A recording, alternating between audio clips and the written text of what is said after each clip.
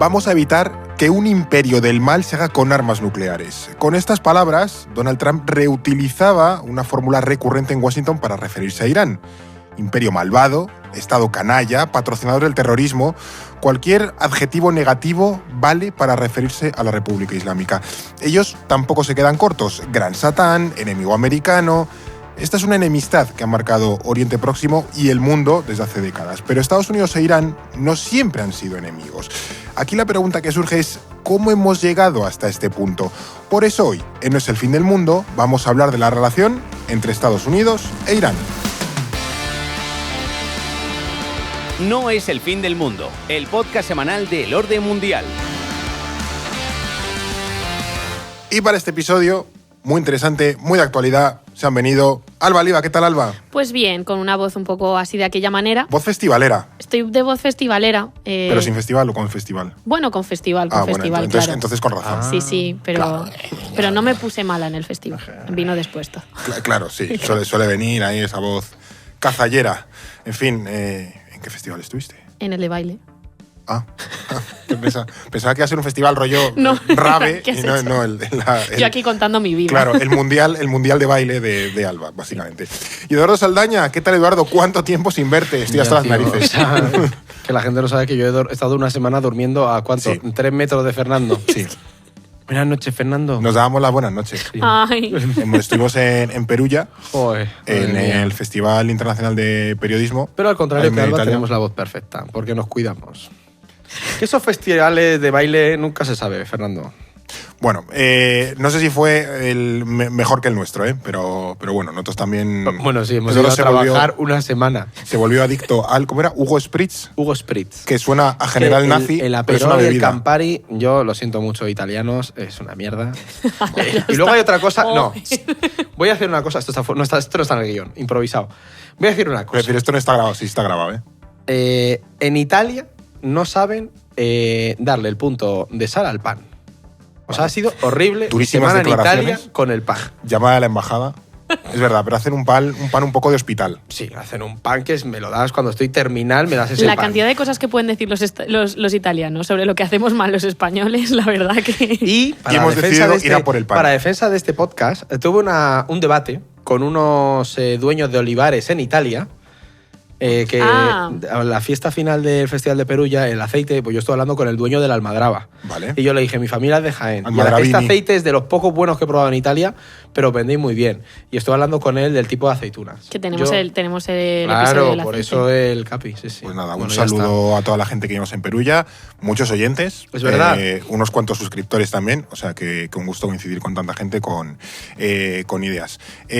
Ahora vamos a contaros unas cosas serias, pero antes también quiero hablaros de algo que conecta directamente con lo que hacemos aquí, que es analizar el mundo con pensamiento crítico y acceder un poco a la información y al conocimiento sin filtros, porque cuando analizamos conflictos geopolíticos, crisis internacionales o movimientos de poder global, hay algo que siempre está en juego y es quién controla la información, ¿no? Pensemos en ejemplos recientes, periodistas investigando corrupción del gobierno que descubren que sus comunicaciones están siendo controladas, investigadores académicos que son bloqueados a la hora de acceder a bases de datos internacionales por restricciones en su país, o activistas también cuyos datos de navegación terminan en manos de quienes venden perfiles a gobiernos o empresas. Entonces la realidad es que tu proveedor de internet puede ver cada sitio que visitas, cada artículo que lees, cada fuente que consultas, y eso implica que se puede rastrear tu actividad digital. Y los rastreadores invisibles en miles de sitios web también construyen un perfil detallado de tus intereses, tus investigaciones o tu forma de pensar. Y aquí NordVPN es la plataforma, la herramienta que utilizan periodistas, investigadores y cualquiera que se tome en serio la información para recuperar esa soberanía digital, porque con un solo clic tu tráfico se encripta completamente. Ese proveedor SISP no puede ver que estás investigando y no se puede rastrear la actividad. Y el Threat Protection Pro bloquea automáticamente rastreadores, anuncios maliciosos y sitios de phishing que intentan robar tus datos. Si necesitas acceder a fuentes académicas, archivos de noticias o servicios de investigación que ya estás pagando, pero que están limitados por tu ubicación cuando viajas, pues NordVPN te permite conectarte desde tu país de origen y seguir usando esas suscripciones sin interrupciones. Si tomas en serio tu privacidad y el acceso libre a información, igual que tomamos en serio el análisis geopolítico aquí, ve a nordvpn.com/eom y obtén tu plan exclusivo con 4 meses adicionales. Esto es No es el fin del mundo. Vamos a ponernos un poco serios, porque esto ya lleva pasando desde hace tiempo, habrá oyentes que lleven más tiempo escuchándonos que lo recuerden, pero han vuelto con más intensidad los bloqueos de la Liga de Fútbol y Telefónica. Antes ocurría en buena medida los fines de semana. Cada fin de semana que había liga era muy difícil acceder a nuestra página web, se caía constantemente y era prácticamente imposible acceder. El tema es que desde hace unos meses estos bloqueos se han amplificado en el número de días, también porque hay más deportes implicados. Ya no es solo fútbol, y ahora también Movistar se ha sumado con golf, tenis, no sé si baloncesto, es decir, más cosas. Esto es un problema y básicamente estamos contándolo para que tú como oyente lo sepas, que si intentas entrar en nuestra web ahora ya cualquier día de la semana, pero especialmente en fines de semana donde hay partidos de liga, es muy probablemente que no puedas acceder. Y esto no es culpa tuya ni es culpa nuestra. Es decir, no es que tu internet vaya mal ni que nuestro servidor sea una castaña. Es que la Liga y Telefónica están bloqueando los accesos a miles de webs completamente legítimas. Ellos dicen que están luchando contra la piratería, cosa que nos parece bien, que decir, la piratería es un problema y hay que combatirla. El problema es que por el camino se están llevando a miles y miles de webs completamente legítimas y legales por delante. Para que la gente lo entienda, básicamente hay una carretera que es el servidor y lo que han hecho es, como hay un pueblo en esa carretera imaginaria en la que hay alguien que hace algo ilegal, claro, han cerrado la carretera. Y el resto de pueblos, que somos todas las otras webs que no tenemos nada que ver con piratear deporte, estamos afectados. Y eso es una vulneración grave de los derechos digitales. Sí, esto, bueno, hay declaraciones de Teba diciendo que esto es cosa de 4 frikis y que no afecta a nadie. Mentira. Afecta a muchísimos sitios, pequeñas empresas, también millones de usuarios como tú que intenta acceder a un sitio y no puede, porque al final alguien lo está bloqueando.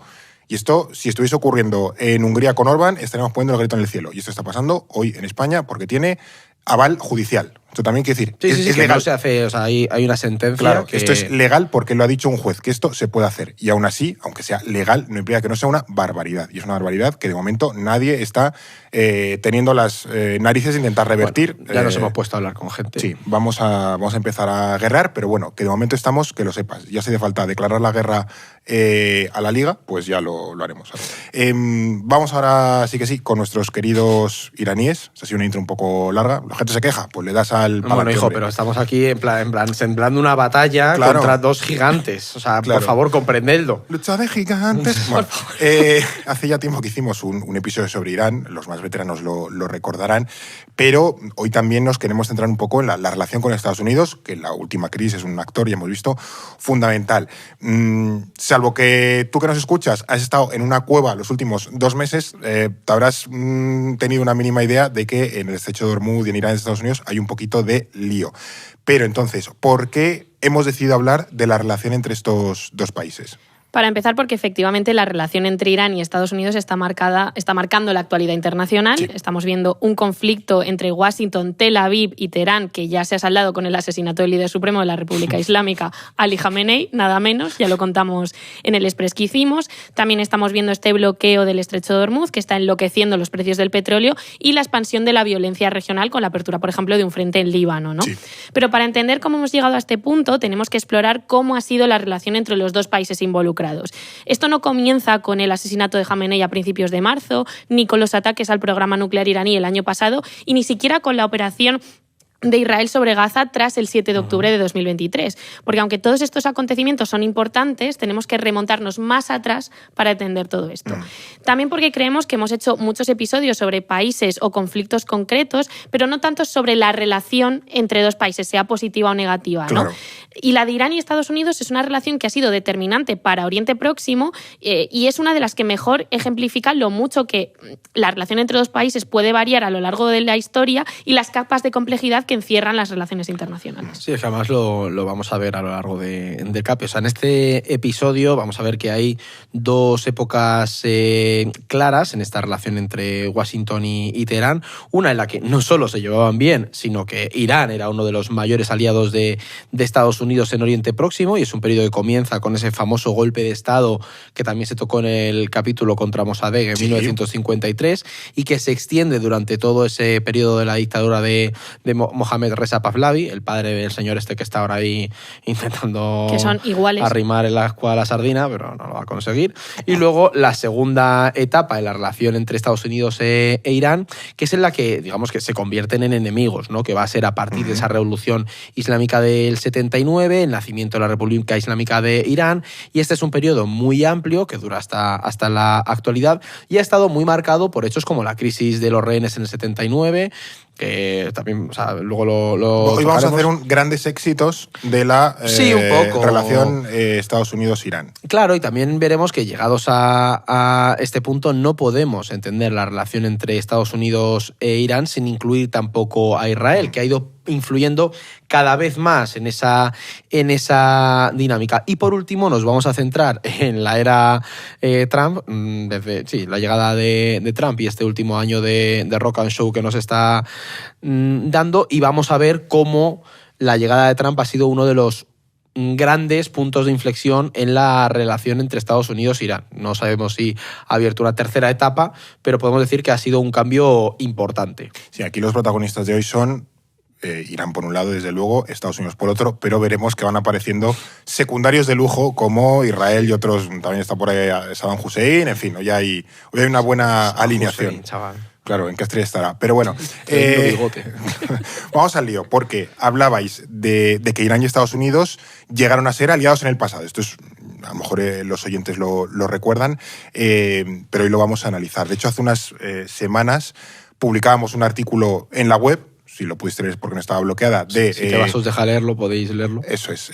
Carlos Echevarría, alias Charlie, aquí le llamamos Charlie, sobre ese tema en el que dice que los dos países son como los dos protagonistas de un divorcio mal avenido, ¿no? Se quisieron mucho durante muchos años, se llevaron muy bien y ahora en parte por eso se odian. Quiero decir que ahí hay un poco de relación entre ambas fases. Entonces, un poco por seguir con el símil romántico o no romántico, ¿cuándo podemos decir que empezaron a fijarse el uno en el otro? Pues mira, bueno, el arte de Charlie, para que los oyentes lo sepan, lo vamos a dejar ahí en la descripción, que está muy chulo, pero por tener un poco de contexto histórico, los primeros contactos entre Estados Unidos e Irán los podemos trazar ya a finales del siglo XIX, ¿no? Cuando Irán todavía era Persia. Me voy a poner mi chaqueta de pana. Vale. Entonces, Estados Unidos causaba fascinación, y esto es algo que se suele pasar por alto, pero a finales, durante todo el siglo XIX, sobre todo finales del XIX, principios del XX, había en muchos sitios una admiración por Estados Unidos. Tenemos que pensar que todavía no era la potencia global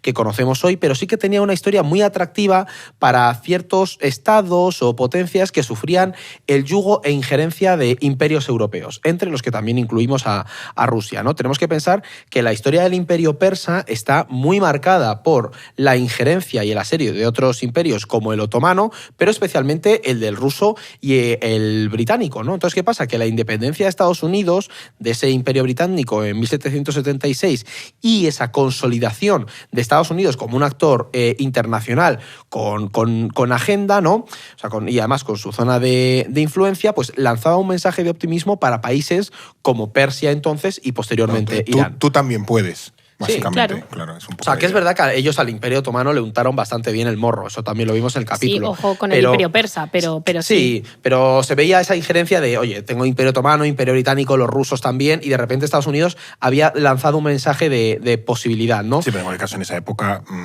la zona de influencia de Estados Unidos se limitaba al Caribe, claro, y poco más. Hasta Persia, anda que no había. Ahí tenemos el de agua por en medio. La doctrina Monroe, ¿no? Es. Pero ¿qué pasa? Que esto es verdad que había un interés bastante desigual, porque para Estados Unidos, Persia era un país lejano, era una región que todavía no les suscitaba demasiado interés. Lo que más les preocupaba era el bienestar, básicamente, de las misiones presbiterianas que estaban por la región, que montaban escuelas, alguna universidad, hospitales, pero no había mucho más. O sea, los presbiterianos fueron muy influyentes en esa percepción positiva de Estados Unidos, pero Persia les concebía pues como un potencial mediador neutral entre los británicos y los rusos, o sea, sí, entre ellos y los británicos y los rusos. De hecho, en 1910, el Parlamento iraní le pidió a Washington que un experto desinteresado supervisara sus finanzas, y en 1922, y esto es bastante curioso, el Shah nombró administrador general a otro funcionario estadounidense. Ahí se inventaron las Big Four. básicamente. Sí, pero para que veamos un poco cómo se percibe a Estados Unidos como ese actor neutral que podía mediar en los tejemanejas europeos. Hombre, porque si se lo pedías a un británico, te O iba a lo que sea. desguazar hasta la última piedra del Iba a país. montar otro museo. Claro, y sobre todo un mediador neutral exitoso en sus Sí, propias empresas, aunque claro. no fuese todavía un imperio con gran proyección, pero desde una mirada persa, ya directamente poder proyectarte en el Caribe, pues en ese contexto se podía ver como algo bueno, ¿no? Claro, es que tanto en la Primera Guerra Mundial como en la Segunda, Persia va a ser un territorio parte de las esferas de influencia rusa y británica. Claro. Lo que van a intentar constantemente los distintos gobiernos y dinastías de esos años es eliminar o contrarrestar esa influencia de estas dos potencias. Así, por ejemplo, tras la Primera Guerra Mundial es cuando los británicos instauran la Compañía Anglo-Iraní del Petróleo, para la que obtienen la mayor parte del petróleo iraní y los beneficios derivados del mismo. Y las autoridades persas intentarán atraer inversión estadounidense en las explotaciones de petróleo. Y Estados Unidos lo va a hacer encantado, pero tampoco se va a mojar mucho más allá para defender a Irán. Dicen, pues genial a explotar aquí un poco de tu petróleo para hacer un poco de contrapeso a este monopolio británico. Drill, baby drill, versión decimonónica. Claro, pero poco más, ¿no? Y eso va a hacer que poco a poco esa percepción vaya cambiando también la percepción que tienen los persas o los iraníes de Estados Unidos.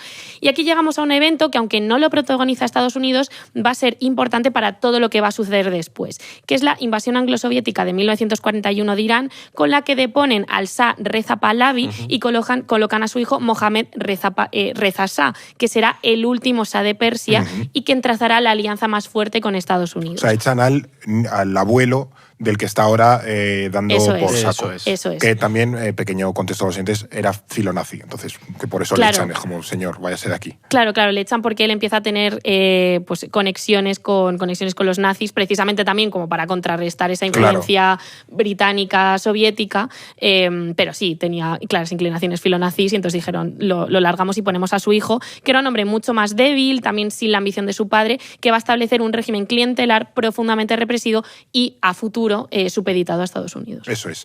Pero antes de eso está lo que de nuevo muchos entes les sonará, que es ese golpe contra Mohammad Mossadegh, orquestado por la CIA, la CIA estadounidense y el MI6 británico en el año 1953. Ahí es donde Estados Unidos se mete ya de lleno en Irán, empieza a tener un rol bastante más activo en el país.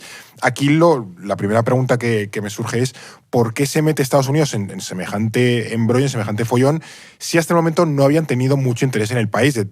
¿Por qué viene este giro tan contundente en la importancia de Irán para Washington? Claro, porque de repente se fijan en Irán. Claro. ¿No? Pues aquí se dan varios factores que hay que explicar bien.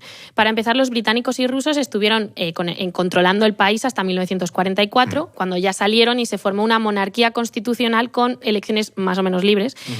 Sin embargo, Reino Unido sí que se aseguró el control sobre el petróleo iraní, como hemos contado, ¿no? Con esa famosa compañía anglo-iraní. En 1951 llega al poder Mossadegh, que es un constitucionalista y nacionalista muy reconocido y muy influyente, que además es contrario a la dinastía de los Pahlavi. Ya les había criticado abiertamente, ¿no? Y ese mismo año decide nacionalizar el petróleo iraní. Es decir, se convierte en una doble amenaza para el Shah, porque era contrario a los Pahlavi, y para los británicos, que pierden el acceso privilegiado y los beneficios que les reportaba el petróleo. La motivación estadounidense es bastante más indirecta y tiene que ver con la contención al comunismo en la Guerra Fría. ¿Mossadegh era comunista? No era comunista, pero sí que mantenía una alianza pragmática en el Parlamento con los comunistas iraníes en un partido que se llamaba el Tudeh, ¿no? A ojos de Eisenhower, que llegó al poder en esos años, Irán podía caer bajo la influencia soviética. Además, dibujemos el mapa, ¿no? Hacía frontera con la... Claro, la teoría del dominó ha hecho mucho, ¿eh? La teoría del dominó ha hecho mucho. Además, ya había estado en área de influencia rusa. A ojos estadounidenses podía tener sentido que la Unión Soviética recuperara toda esa tradición y se fijara también en Irán, ¿no? Claro. También contaba con un partido comunista fuerte, por lo que salía rentable asegurar un régimen afín a los intereses del bloque occidental. Y si ya de paso pues ayudaban a un aliado como era Reino Unido a asegurar el control sobre el petróleo y ellos a su vez salían beneficiados de ese negocio también, pues un aliciente más, ¿no? Mejor que mejor. Sí. Y aquí damos con una primera clave para entender las relaciones entre Irán y Estados Unidos, que es la falta de comprensión que tienen los estadounidenses de Irán, de sus dinámicas internas, el rol regional que cumple y su capacidad de resistencia. Y esto va a ser importantísimo porque es lo que vemos estos días también. Estados Unidos tiende a subestimar a Irán y a tomar decisiones cortoplacistas sin medir el verdadero alcance de las mismas a largo plazo, valga la redundancia. Es la mítica de situar Irán, que muchos estadounidenses no saben localizarlo en en un mapa, ¿no? O sea, al final esto, o sea, es cierto que la implicación de la CIA no se confirmó hasta décadas después de la CIA. Deberíamos hacer algo. A lo mejor hacemos algo. A lo mejor hacemos Yo algo. ahí lo dejo, pero bueno.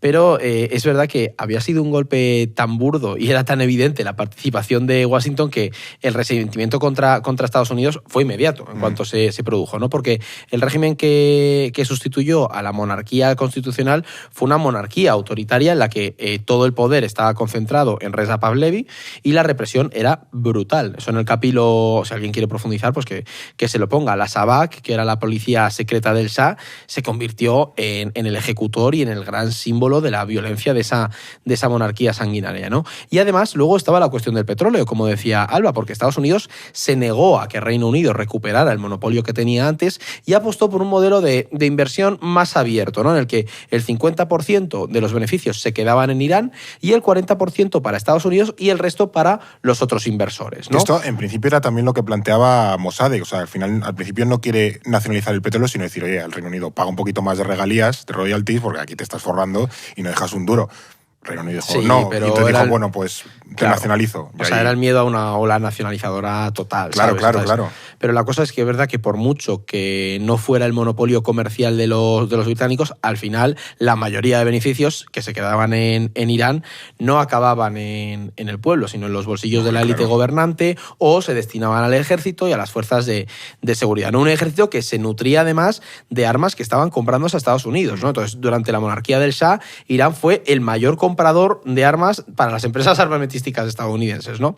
Es decir, que aunque al principio al gobierno de Eisenhower le parecía un buen cálculo derrocar a Mossadegh, porque es cierto que ganaron un aliado afín y fiable en una región que tenía una clara influencia soviética, a largo plazo lo único que consiguieron fue que los iraníes los vieran como un imperio peor que el Reino Unido y que Rusia, ¿no? Entonces, para ellos el Shah al final ya era un pelele de la CIA y de Estados Unidos que no hacía mucho por desmentir esa noción. O llevarles la contraria, mantener cierta soberanía iraní, en fin. O sea, le veían como una marioneta, ¿no? Entonces, no solo el Shah se aprovechaba de sus recursos y coartaban, además, el poder soberano, sino que, además, sostenían y alimentaban a un régimen profundamente violento. Que esto es algo que hoy en día se nos olvida, pero ya hay, es verdad que esa generación ha muerto, pero hay un recuerdo muy bestia de lo que fue el reino del Shah impulsado por Estados Unidos, ¿no? Y eso no se olvida a una parte de la población que era iraní, como, bueno, ¿no? sí, las mujeres iban sin velo, pero si te tenían que meter en una mazmorra a torturarte, lo hacían sin ningún problema. Nuevo, a ver, para los comentadores, esto no implica que justifiques la República Islámica, pero tampoco podemos decir que era una panacea democrática la monarquía del Shah, ¿no? Claro. Pero es verdad que, por ejemplo, por ver un poco a esta idea, a nivel regional, para los cálculos de Estados Unidos era perfecto. Tenían como aliados a 3 grandes potencias en Oriente Próximo: Israel, Arabia Saudí e Irán. Y ahí es donde vemos cómo la buena relación con Irán es determinante para la organización regional que Estados Unidos tenía en mente. Es decir, necesitaban tener a Irán de su lado. Claro. Bueno, y en algunas épocas yo creo que también todavía Irak es una monarquía, tienes a Jordania, los países del Golfo, quiere decir que hubo un momento en el donde Oriente Próximo era muy pro-occidental. Sí. Nada pro-soviético ni experimentos raros. Claro, aquí Irán y Estados Unidos eran aliados, podemos decir, a nivel de élites, pero ya se estaba construyendo un poco esa condición, ese caldo de cultivo para el divorcio que llegaría con la Revolución Islámica del año 79. ¿Cómo llegamos a ese punto, ese momento? Y sobre todo, ¿qué papel juega Estados Unidos en la Revolución Islámica? No sé si vieron venir la revolución o no, o se la encontraron sin coscarse. Pues esto es muy interesante porque, bueno, para empezar tenemos que aclarar que la revolución iraní fue un movimiento apoyado por distintas fuerzas opositoras, desde los comunistas hasta los clérigos, pero que terminó siendo capitalizado por estos últimos que acabaron purgando al resto e instaurando la República Islámica. Es decir, el descontento con el régimen del Shah era algo generalizado en Irán, pero se concentraba de una forma muy clara en la clase religiosa. Y esto se debe principalmente a lo que se conoció como la Revolución Blanca del Shah, que era una serie de reformas con las que el monarca pretendía modernizar y transformar Irán siguiendo el modelo de la sociedad laica capitalista occidental, que, ojo, no democrática, ¿no? Y aquí es donde Estados Unidos juega un papel no ya solo como garante del régimen opresor, sino como modelo aspiracional. Y entonces, para los clérigos, esta visión laica atentaba directamente contra la moral religiosa que ellos defendían. Esas reformas del Shah les quitaban espacios de influencia y de poder, y también en lo económico, porque una de las medidas más importantes importantes fue la reforma agrícola, que afectó directamente a los ulemas, que eran propietarios de muchas de las tierras que cambiaron de manos. Y esto hizo que se alzaran figuras como el Ayatollah Khomeini y toda una red de clérigos contrarios al régimen que tuvieron que exiliarse o que fueron encarcelados y perseguidos. El propio Khamenei también, ¿no? Sí. Pero que siguieron articulando una parte importante de la oposición a la monarquía. Es decir, en plena Guerra Fría se estaban construyendo las bases para uno de los movimientos más importantes del Islam político, en un momento en el que ese concepto era algo que no estaba nada extendido, que no se entendía y que no estaba, desde luego, en el radar de los estadounidenses. Así que ahí vemos una primera pista de cómo también les pasa desapercibido. Sí, hemos ya hablado de los hermanos musulmanes hace no mucho, que desde luego son experimentos diferentes, pero estaba ahí un poco esa idea del Islam político. Pero hace tiempo, no sé si fue es un artículo que publicamos nosotros en la web, pues luego también lo leí en unos Foreign Affairs, que analizaba la revolución islámica como un movimiento con una influencia marxista tremenda, ¿sabes? Sí. Khamenei traducía, daba clases sobre comunismo. Es que tradujo textos. O sea, Khamenei es muy interesante, lo hablamos en el episodio de La Mente de, porque traducía textos de los hermanos musulmanes, que es tradición islámica suní, de islam político suní, y también exploró las vías exploró el marxismo, y también traducía textos marxistas. ¿Quiere decir que Khamenei era marxista? No, pero esa visión el concepto de revolucionaria y tal, y de hecho una de sus tesis o una de las cosas que él exploró fue precisamente cómo unir el factor revolucionario del marxismo, simplemente eso, con la moral religiosa, y ahí es donde podemos encontrar esa expresión en el islam político tiene más iraní. En común con Fidel Castro y con Mao de lo que pensamos el concepto revolucionario, ¿no? Y aquí también hay una idea, claro, de un mundo que no esté en la lógica de bloques, porque la revolución islámica nunca no se posicionó, por ejemplo, a favor de la Unión Soviética, por muy antiestadounidense que fuese. No, pero gran parte de los discursos, la forma de concebir la revolución, la estructura revolucionaria, pero a nivel islámico, bebe mucho de eso. Ese artículo, no me acuerdo, lo voy a buscar, pues estaba muy bien. Pero, de nuevo, vemos cómo aquí caemos, o podemos percibir una vez más, la ceguera de Estados Unidos con las dinámicas internas y también regionales, ¿no?, de Irán, ¿no? Porque, contestando a lo que tú antes planteaban, al principio, en Washington no vieron venir la revolución del 79. De hecho, hay informes de la CIA del 77 que afirmaban que Irán, era un remanso de paz y que el régimen era sólido y confiable y que eso no se iba a caer nunca. Y 2 años después tenías el país ardiendo, ¿no? O sea, y hay una anécdota además bastante significativa, que es en la Nochevieja de ese mismo año, del 77, Jimmy Carter afirmó en un brindis al Shah que Irán era un remanso de paz en una región especialmente conflictiva. Y apenas unos días después empezaron las protestas que serían la chispa de la revolución. Es decir, Jimmy Carter, el hombre, no tenía el duende de visionario. Se la devolvimos desde aquí. Aquí matamos a Jimmy Carter. Es verdad. Se demostró una fuerte tradición de prospectiva y adivinación. Fue David. Claro, eso es. Entonces, al final, por volver un poco a esto es especialmente grave, esa ceguera de Estados Unidos, sobre todo teniendo en cuenta que, por un lado, la CIA había tenido presencia en Irán durante décadas. O sea, desde... Hombre, supongo que tendría amplio acceso con el Shah. Sí, claro. ¿no? Y incluso antes del golpe a Mossadegh ya estabas por ahí, ¿no? Para que veamos que a pesar de ello les faltaba mucho conocimiento, mucho análisis de inteligencia sobre uno de sus mayores aliados en la región. Y es cierto que durante el reinado de el Shah, pues esto les aseguraron un régimen sólido, muy, muy represivo, ya lo hemos dicho, por lo que es normal que a todos les pillase un poco por sorpresa el triunfo de la revolución, porque pensaban que esa violencia del régimen lo estaba blindando, ¿no? Sin embargo, sí que llama la atención la despreocupación de Washington a lo largo de todo el año 78, que fue un año en el que, cuando tú te pones a leer, ves que se fueron acumulando y multiplicando las protestas contra el régimen. Es decir, hablamos de un año entero de oleadas de manifestaciones y violencia que cada vez iban a más, hasta que el Shah ya impuso la ley marcial en agosto del 78, y pocas semanas después tuvo lugar ese famoso Viernes Negro, que fue una manifestación masiva en Teherán que se saldó con centenares de muertos, y con todo Estados Unidos seguía confiando en la resistencia de la monarquía, y en los meses más graves de las protestas Irán ocupaba un lugar secundario para la administración estadounidense. Es decir,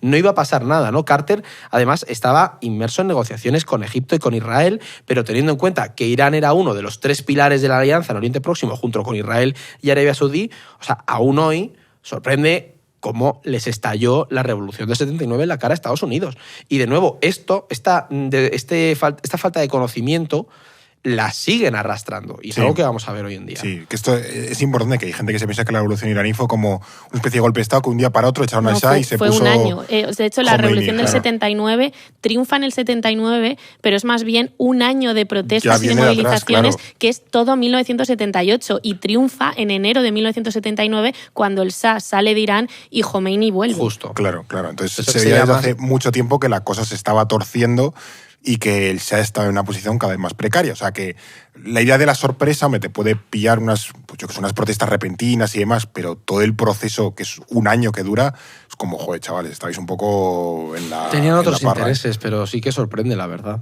Claro.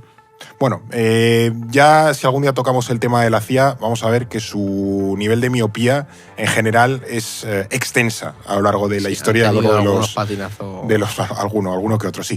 Pero bueno, esto evidentemente, cuando ocurre la revolución iraní en el año 79, cambia para siempre este suceso la relación entre los dos países, porque, como ya sabemos, la revolución iraní llevará a uno de los momentos más complicados de la presidencia de Carter y un trauma también nacional para Estados Unidos. Eso ahora lo vamos a contar, pero antes, Eduardo, mi cerebro ya va Empieza por él, las dos. Yes, I'm the best. I know it. No, es que he acabado con el cerebro muy frito en Perugia. Entonces, pero hay que hablar de otros viajes que son los de Eduardo. Sí, el que Eduardo ha hecho, porque es el hijo pródigo que pero ha regresado. No lo he hecho yo solo, lo he hecho con 20 fans de No es el fin del mundo. ¿Fanses? 21, porque también cuento a Xavi, el coordinador del grupo. ¡Ole! ¿Y tienes algo que enseñarnos? Tengo varios regalos que nos han dado. Vale, entonces, venga, aquí el primero es esto, que es un imán de un genízaro que nos regaló Paco, vale, que es de Alicante y viene a las charlas de... Genízaros, que hablasteis mucho de los genízaros en el Imperio Otomano. Aquí podéis ver el gorrito. O sea, son regalos sorteras todos, ¿eh? El gorrito genízaro y demás. Cumplieron. Sí, este para la nevera. Geniceri, que parece que pone cenicero, pero no es genízaro. Tengo esto es probablemente aquí. uno de los regalos más frikis que vamos es a tener aquí. Esto es un busto de Haji Bektash. ¿Cómo? Que este hombre era un sufí, un líder sufí turco contemporáneo a Rumi, Mevlana. Ah, ahora sí. Bueno, claro, el famoso Rumi Mevlana. Famoso, a la gente que le gusta el sufismo. Y fuimos a visitar su tumba. Esto yo, cuando me lo llevé allí, yo dije, o son unos putos frikis, o me van a decir que a qué sitio les he llevado, que esto es un aburrimiento. Y ¿les gustó? Fricazos. Bueno, claro. No risk, no ¿Cómo glory. No te va a gustar una tumba de sufí del siglo XIV? Es que claro. Y para mí, lo que es el regalo más sortera es que me regalaron este póster de Mustafa Kemal Atatürk, vale, que nos lo han firmado todos. Ay, que es como los cromos, es decir, que si lo mueves un poco, Atatürk hace cosas. Es como 3D. Yo lo voy a poner pegado detrás de mi sitio en la oficina para tenerlo que mis viajeros me acompañen siempre. Los tazos aquellos que mueves y Esto es bastante feo, o sea, no sé ni dónde ponerlo. Ponlo por ahí. No, que nos vamos. Y luego llevamos ya varios capítulos con imágenes de Ataturk. Ya, bueno, por en Turquía nos quieren poco. mucho, ¿eh? Yo he flipado en Turquía con los turcos. Están súper contentos. Déjalo tal, que eso va a ser un mareo impresionante. Y saco el mapa para que flipe Alba, Fer. Vale, sí, yo sí. no lo he visto, creo. A ver, que también mapa? nuestra compañera Lola me recomendó que me fuera a la Dirección General de Cartografía del Ejército Turco y me planteé allí. En esta casa no hay nadie ni medio allí, normal. Fer. Pásaselo a Alba porque es muy grande. Ah, vale. Y para que lo vean los oyentes. Me voy a ocultar. Sí, tú pásaselo a Alba. Compré un mapa de no sé cuánto mide de Turquía en turco. Dios mío. Para tenerlo en la oficina. Bueno, si hemos lo veis, ocultado a Fernando. tapamos a Fernando. Buenas noches. Pero esto también me lo he traído de allí y está en turco y estuve hablando con los militares de la Dirección de Cartografía de Turquía. Ya está, ahora vemos cómo lo doblamos. Flipáis, suelta, Alba, ahora la doblo yo aquí. Suelta, Fer. Sí. Lo majos que son. ¿Pero dónde vas a colocar esto, Eduardo? ¿Cómo dónde? Aquí Detrás ahora, de su sitio también. No cabe. Claro. Suelta, Fer, Y además tu mujer no te deja tenerlo en casa. porque tampoco cabe ninguna pared. Por lo que sea. Por lo que sea. Por lo que fueron. Pero bueno, estos han sido los regalos. Yo me compré un busto de Atatürk. Vale. Ay, Dios mío. estos son como los dandies de Dunder Mifflin, pero tú tienes una tatuquito. Pero bueno, o sea, me da un poco de miedo porque como tenemos todavía el viaje a Japón, el viaje a Estados Unidos de Fer y el de Vietnam-Camboya y el de Marc Casals, me da bastante miedo, en plan, el nivel de friquismo de los viajeros.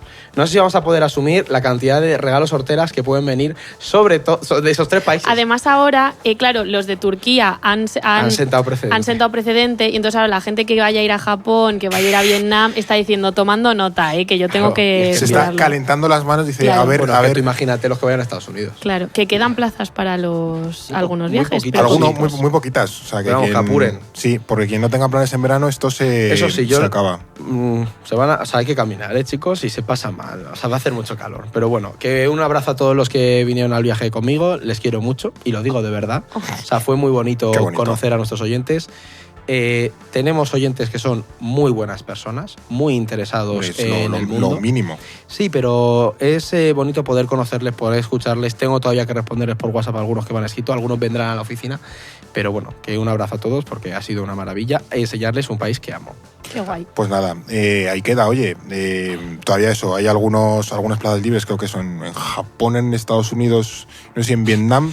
Que corran, que está el combustible de los aviones. Claro, vas a ir a vela a esos países, al ritmo que está la cosa en Hormuz. En el episodio que viene os vamos a contar una cosa muy bonita de un número redondo de suscriptores. Eso también ha sido También ha sido un chupinacillo, pero bueno, al final ya puedes comprobar que estés en el lado que estés de la mesa, es decir, aquí hablando o al otro lado escuchando o con todos viajando, es básicamente de puros frikis. Aquí somos muy frikis, seguiremos siendo frikis y nos gusta que seáis frikis porque es algo maravilloso y es una... Pues al final es una afición compartida y unas ganas de conocer el mundo. Sí, que es lo que es nos bonito. Sí.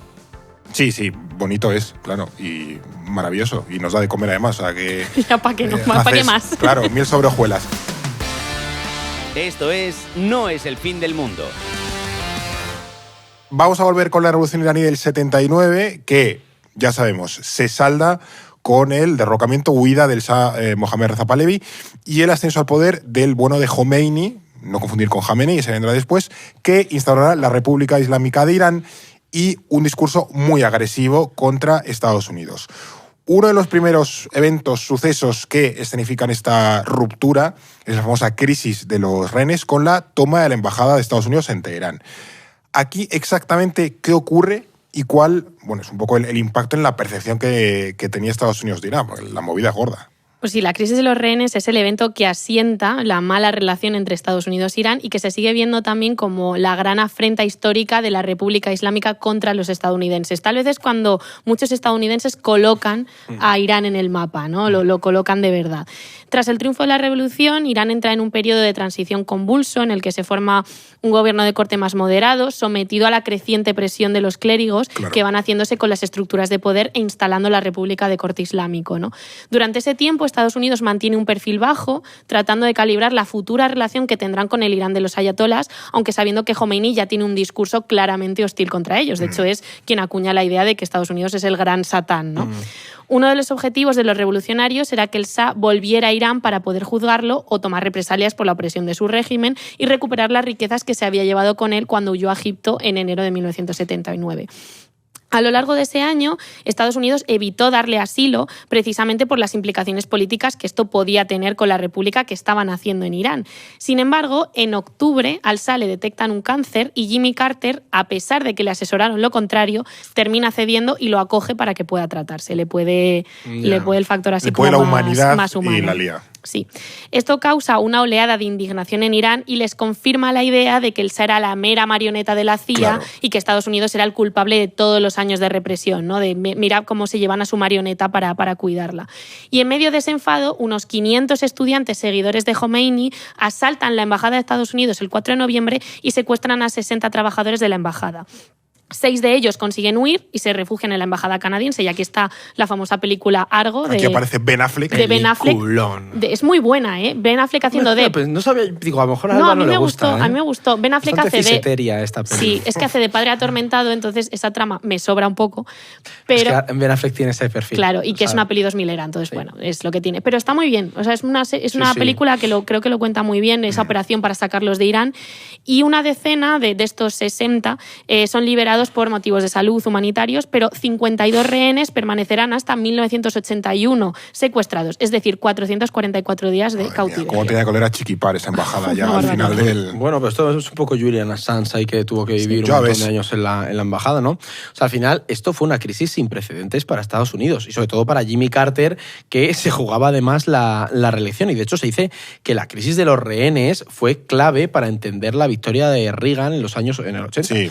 Entonces, al final la crisis de los rehenes es lo que decía Alba, cambió la percepción que tenían los estadounidenses de Irán, que se instaló en el imaginario colectivo como ese régimen hostil que retenía a ciudadanos estadounidenses en contra de su voluntad, sin que el gobierno del país más poderoso del mundo pudiera hacer nada, ¿no? Y hay que decir que además que Carter se negó a ceder a las presiones de los revolucionarios que estaban pidiendo que extradijeran al Shah. Extraditaran. O extraditasen. Perdón, muchas gracias, Fernando. Gracias, Cloud. Pero bueno, que básicamente pedían que les devolvieran al Shah, que querían juzgarlo, ¿no? Y esto es importante porque la Revolución Islámica es uno de los primeros contactos más relevantes de Estados Unidos y de los estadounidenses, sobre todo, con el Islam político, porque muchos, antes de la guerra contra el terror, el imaginario estadounidense sobre el Islam se empezó a construir con el fundamentalismo chií de los ulemas y su discurso tan agresivo contra Occidente. Es decir, ahí no teníamos a Bin Laden. No. O sea, el Bin Laden de los estadounidenses de los 80 era Jamenei. Había sido lo de esto de la toma de la Meca. Sí, pero eso fue en el 79 también. Claro. Y luego habrá alguna cosa en el Líbano, pero vamos, esto pero el punto era... Claro, del salafismo, el yihadismo, era una cosa, vamos, completamente marginal. Claro. Es un momento curioso porque es precisamente en los años 80 y 90 que también lo asociamos con el fin de la Guerra Fría, ¿no? Como esa última década de la Guerra Fría, esa visión de política exterior que tenía Washington muy basada en la contención al comunismo, en la visión de bloques, empieza a cambiar y se abre lo que va a determinar más su política exterior en el siglo XXI, ¿no? Que es esa guerra contra el terror, la idea del enemigo, el Islam como el enemigo. Clash of Civilization, eso ¿sabes? Un poco. Es verdad. Sí, pero además también piensa que, o sea, eso por un lado, pero luego para Irán, o sea, para Khomeini, siempre me equivoco, es que también vaya el nombre, que tu sucesor tenga casi el mismo nombre. Sí, era un poco original. Para Khomeini, esto fue una victoria moral. Es decir, de repente le estaban echando un pulso a la gran potencia enemiga valedora del Shah y prácticamente le estaban venciendo. Y además lo hizo dejando muy mal a Carter. Y luego la crisis de los rehenes también le ayudó a reafirmar el control sobre la República Islámica, porque en los primeros meses se había formado un gobierno un poco más moderado, ¿no? Más prodemocrático, pero su presidente, Bani Sadr, fue destituido por las críticas a la retención de los rehenes estadounidenses. A él no le gustaba, ¿no? Entonces, poco después, además, este hombre tuvo que exiliarse del país ante la presión de los clérigos. Y ya cuando estás 2 años con esos rehenes y consigues que ese presidente estadounidense deje el poder, que no revalide sus elecciones, has ganado moralmente, te has legitimado ante tus ciudadanos. Al final, la ayuda de un enemigo siempre ayuda, porque te genera cierta cohesión, ya te permite apuntalarte en el poder, tomar medidas a veces un poco más drásticas. Más credibilidad interna. Claro, es decir, que al final aquí Estados Unidos e Irán como que siempre se han retroalimentado, es decir, aunque sean enemigos, siempre lo que hacía el otro justificaba medidas más duras por la otra parte, ¿no? Esta, que no sé si mucha gente lo sabe, ¿esta crisis cómo se soluciona? Porque habéis dicho que dura más de un año, 440 y pico días, pero ya entrando en el año 81, Khomeini accede a liberar a los rehenes. ¿Por qué este cambio de opinión? Pues antes de eso hay que decir que Estados Unidos no se había quedado de brazos cruzados. De hecho, había intentado varias operaciones para rescatarlos, pero le salieron mal. O sea, intentaron acceder para conseguir sacarlo de la embajada, pero terminaron fracasando. ¿Qué hubiese hecho Reagan si hubiese tenido la capacidad de meterle un zambombazo? Pues probablemente hubiera tirado un zambombazo. Pero bueno, o sea, al final la idea de fondo es que antes de que se solucionara, Carter quedó humillado varias veces intentando rescatarlos. ¿Qué es lo que cambia? Pues principalmente que el Shah se muere a finales de 1980, así que la extradición, que era lo que pedían los revolucionarios, ya deja de tener sentido, ¿no? Se extradita, adiós. La cuestión es que si hubiese vivido más tiempo, pues probablemente la crisis habría continuado, ¿no? Claro. Y a finales de ese año, Reagan gana las elecciones a Carter, por lo que tenemos una nueva administración republicana dispuesta a solucionar la crisis para además apuntarse un tanto frente a los demócratas, y es verdad que lo hacen cediendo, lo cual no deja de ser una victoria para Khomeini, ¿no? Sí. Porque acuerdan levantar las sanciones y comprometerse a no intervenir más en los asuntos de Irán, cosa que evidentemente no cumplieron, pero bueno, Khomeini vendió, ¿no? Y también hay que pensar que en 1980 estalló la guerra entre Irán e Irak, por lo que había otras prioridades para Teherán más allá de seguir reteniendo a los rehenes estadounidenses, ¿no? Entonces, hasta cierto punto, a Reagan se le alinearon de alguna forma los planetas para que terminara la situación. Sí, tuvo ahí suerte el bueno de Ronald, que no Donald, que ese será otro, que ya veremos.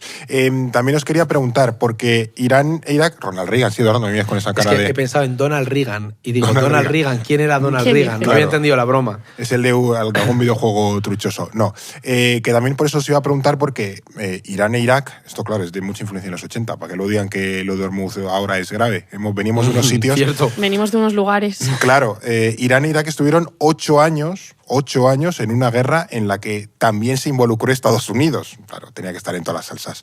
Entiendo que esto contribuye todavía más a empeorar la relación entre Washington y Teherán, pero explicamos un poco qué papel juega Estados Unidos en este fregado entre Irán e Irak. A ver, pues sí que las empeora, pero con ciertos matices, y esto va a ser súper interesante. Porque la década de los 80 es clave, porque aunque ya con la revolución y la crisis de los rehenes se da el divorcio entre Estados Unidos e Irán, en estos años empieza a armar la dinámica que las dos potencias van a seguir en los años siguientes y que no está exenta de bastante complejidad, hay que decir. El levanteo clave es, por supuesto, esta guerra entre Irán e Irak, que está ya en 1980, cuando Saddam Hussein, el del bigote, lanza un mostachudo, lanza un ataque contra el territorio iraní. Es una guerra que enfrenta a dos modelos enfrentados, el del Islam político chií de la República Islámica y el panarabismo laico de la dictadura militar del partido Ba'ath que representaba Saddam Hussein. Bagdad temía que la revolución islámica se extendiera a las comunidades chiíes de Irak, que son muy relevantes, amenazando la estabilidad de su régimen. De hecho, buena parte de sitios, lugares sagrados dentro del Islam chií están en Irak, y muchos de, por ejemplo, Khomeini estuvo en Irak. Hay muchos ayatolás que se forman en Irak. ¿Cómo se llama el clérigo este mitiquísimo iraquí? Ahora mismo no me va a salir. Se me ha olvidado, tío. Pues es que me Tenemos pillas. un artículo en la web sobre él. Voy a seguir y a ver si os acordáis. Ya sé quién dices. Ay, vale, sí, pero no me Yo sale no tengo el nombre. móvil fuera, ¿no? Pues mira. Bueno, entonces, viniendo de la crisis de los rehenes y de haber perdido a uno de sus aliados clave en la región, la respuesta lógica para Estados Unidos era apoyar a Irak, ¿no? Y eso que fueron el Estado agresor, o sea, quienes violaron el derecho internacional. La estrategia consistió en dar apoyo militar y de inteligencia al régimen iraquí, pero pronto es algo que se les vuelve en contra, porque la guerra se alargó más de lo esperado, 8 años en concreto, como habéis dicho. Sí, pero como que se estanca muy rápido y ahí empieza una guerra de trincheras muy chunga. Eso es, y esto provocó, como ahora, disrupciones en el comercio del petróleo. De hecho, es durante esta guerra cuando los iraquíes atacaron la isla de Harg, que es donde se concentra la mayor parte de la producción petrolera de Irán, y es uno de los objetivos que están sobre la mesa ahora en la crisis actual. Y también hay que decir que Hormuz sufrió bloqueos por el conflicto entre Irán e Irak. Es decir, que lo que vemos ahora lo vemos muy magnificado, etcétera, pero ya vimos este tipo de situaciones a lo largo de los 80. Claro. Si ahora el impacto de los bloqueos pues ya está afectando a Estados Unidos, que es autosuficiente en petróleo, entonces cualquier bloqueo era muchísimo más disruptivo. Y tampoco nos podemos olvidar que veníamos de la experiencia de la crisis de 1973, por lo que esa psicosis por la escasez de petróleo estaba muy presente, era todavía un trauma muy reciente. Sí, bueno, de hecho el segundo pico de la crisis viene en el 79 con la Revolución Islámica, o sea que ya la gente estaba acostumbrado. Eso es. Y a Estados Unidos también le salió caro apoyar a Irak por los crímenes que cometió Saddam Hussein en Irán, ¿no? Especialmente con el uso de armas químicas, que generó muchísimas críticas a nivel internacional. Y por eso mismo también exacerbó el sentimiento antiestadounidense dentro de Irán, porque Teherán lanzaba el mensaje de que el ataque de Irak era la nueva maniobra más de Estados Unidos, ese gran satán que buscaba acabar con ellos por todas las vías. Justo. Se llama Al-Sistani. Al-Sistani. Hay un artículo muy chulo en la web que hablamos de él, y de hecho cuando se han cepillado a Khamenei todo el mundo miró a ver qué decía Al-Sistani, que es el líder espiritual en Irak, y es importante. Pero bueno, volviendo un poco a la guerra Irán-Irak, al final aquí hay una cosa importante, y es que a Reagan se le desmontó un poco toda esa narrativa de que estaban apoyando a un bando ganador cuando se demostró que Saddam Hussein era el líder de un régimen asesino y que era un dictador brutal, ¿no? Entonces, este cambio de percepción luego sería clave para esa primera guerra del Golfo en 1990, donde Saddam Hussein pasó a ser el gran enemigo a derrotar, ¿no? De hecho, siempre lo hemos dicho en No es el fin del mundo, Saddam Hussein tenía la llave de Nueva York, ¿era? Pues no le dieron una llave de una ciudad estadounidense. En Madrid le dimos una cosa, le dimos una llave, una medalla o algo. Tuvo en plan premios y condecoraciones estadounidenses en el periodo en el que era el aliado, ¿no? Sí. En la zona, ¿no? Pero más allá de esto, también hay que sumarle los intereses los crímenes que Estados Unidos había cometido en la zona, ¿no? Ya a finales de la guerra, en 1988, atacaron por error el vuelo 655 de Iran Air, que era un avión de pasajeros que confundieron con un vuelo militar. Esto provocó 290 muertes, o sea, donde civiles además. Si volas un avión. No, sí, pero que no era que estaba en el aire, sí, que no era no una hubo ningún superviviente, claro. ¿no? Y es que además el gobierno de Reagan tampoco hizo mucho por disculparse o compensar a las víctimas. De hecho, se justificaron diciendo que era una tragedia enmarcada en una situación de conflicto y entorpecieron bastante las negociaciones, ¿no? Y hoy sigue siendo un caso que los iraníes recuerdan mucho, con bastante rencor, porque era otra de los ejemplos de afrentas de Estados Unidos contra ellos, ¿no? Es como los neerlandeses pagando armas a dolor para Ucrania. Es verdad, por el vuelo que derribaron. Por el vuelo que derribaron los prorrusos en el año 14, 15 fue. Claro, y lo curioso de todo esto, y lo que le añade muchas más capas de complejidad al rol de Estados Unidos en la guerra de Irán-Irak, es que además Washington jugó a dos bandos, porque tenemos que enmarcar esto en el contexto internacional que teníamos. Esto además se conoce y es conocido, la gente lo puede buscar, y si hacemos un capi de la CIA lo veremos, se conoce como el escándalo de la Irán-Contra, ¿no? O sea, con la que Washington vendió armamentos en secreto a Irán en 1986, es decir, todavía en plena guerra contra su aliado iraquí. Es decir, Estados Unidos estaba vendiendo armamentos al enemigo, o sea, a Irán, que estaba luchando contra Irak. Sí, esto vamos a contarlo un poco más en detalle, porque esa historia, como decimos, es muy loca. Es una locura. Va en contra de toda lógica que podemos tener de este conflicto. De nuevo, no es como que se rompen completamente los bloques. Da igual a quién apoyes, es una cosa extrañísima. ¿Cómo es posible que Estados Unidos rompiera su propio bloqueo armamentístico en secreto para favorecer a un régimen enemigo? Eso es como que nada tiene sentido. Sí, no, sí. A ver, y me explico. O sea, tenemos que mirar bien el contexto regional y global del momento, ¿vale? En 1986 estamos en plena guerra del Líbano. O sea, Hezbollah. Sí, o sea, no tenemos un capi del Líbano, ¿no? No, tenemos un capi de Hezbollah. Líbano lo hemos prometido mucho, llegará. Ok.